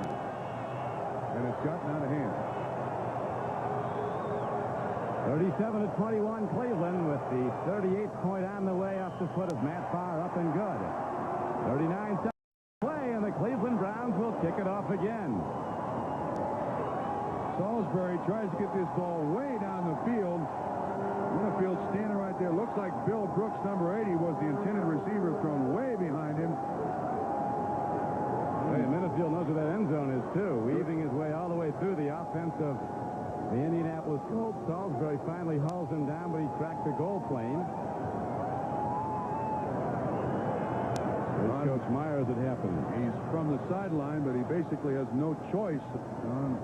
Salisbury is the quarterback with Trudeau hurt. It leaves a bad taste in your mouth. Here's the Pro Bowl selections for the Browns. They'll all go but Golick. Browns led the league in Pro Bowl selections with 7. Colts were second with 6. Again, ball should not have been thrown. Brooks, 80, intended receiver. There's some good blocking up front here for Minifield. There's Big Daddy Carl Harrison chugging down there. Power run by Minifield to the end zone. 5'8" cornerback who will start in the Pro Bowl for the American Conference. Puts the topper on for Cleveland. Here's the kickoff now downfield. It is picked up by Albert Bentley at the 15-yard line.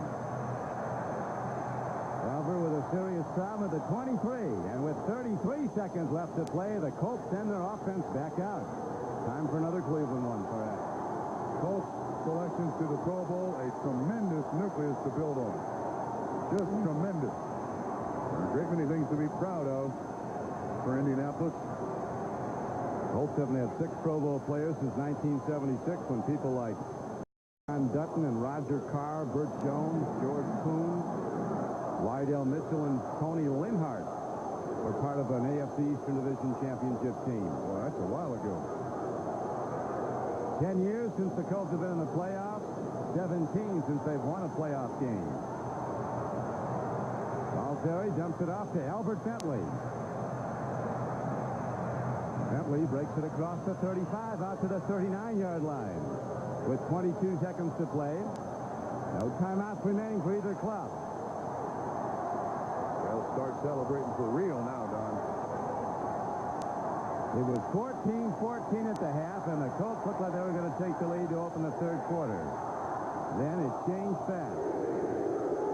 Salisbury to Albert Bentley, down to 1 second to play. Then to NFL Live, and tomorrow it's to Denver for the Oilers and the Broncos on NBC Sports. The winner to meet the Browns for the right to go to San Diego and Super Bowl 22. They were 98 yards from that last year. They won another chance. Eric Dickerson does have the ice off his wrist. Certainly hope that he's all right. Appears to be moving his hand around. Chip Myers, receiver coach, walking in front of him.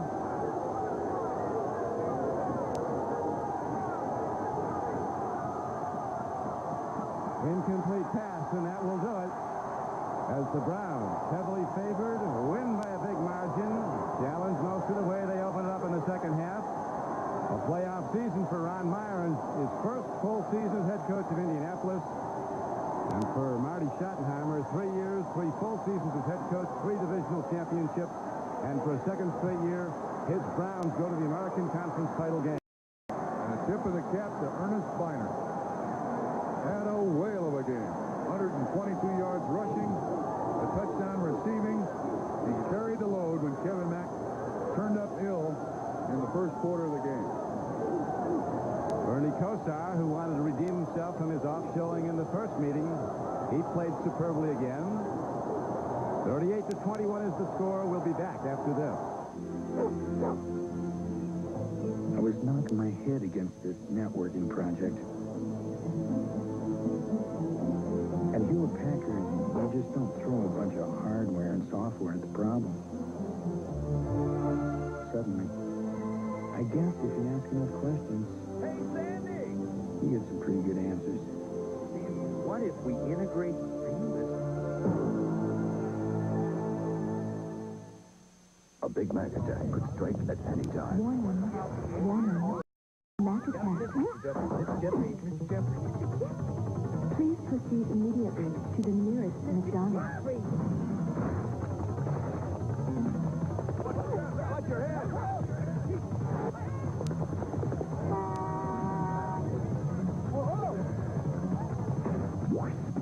Big Mac?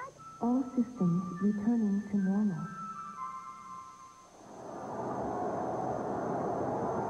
Perhaps it was significant that a defender for the Cleveland Browns, and they had the #1 defense in the American Conference. That's what got them the division title. Was the man who scored the last touchdown for Cleveland on the interception return, Frank Minifield. Now for Bob Trumpy, this is Don Crickey at Cleveland Stadium, where the Browns have won and gone to the AFC Championship game for a second straight year. NFL Live will be back with more about today's pro football action in a moment.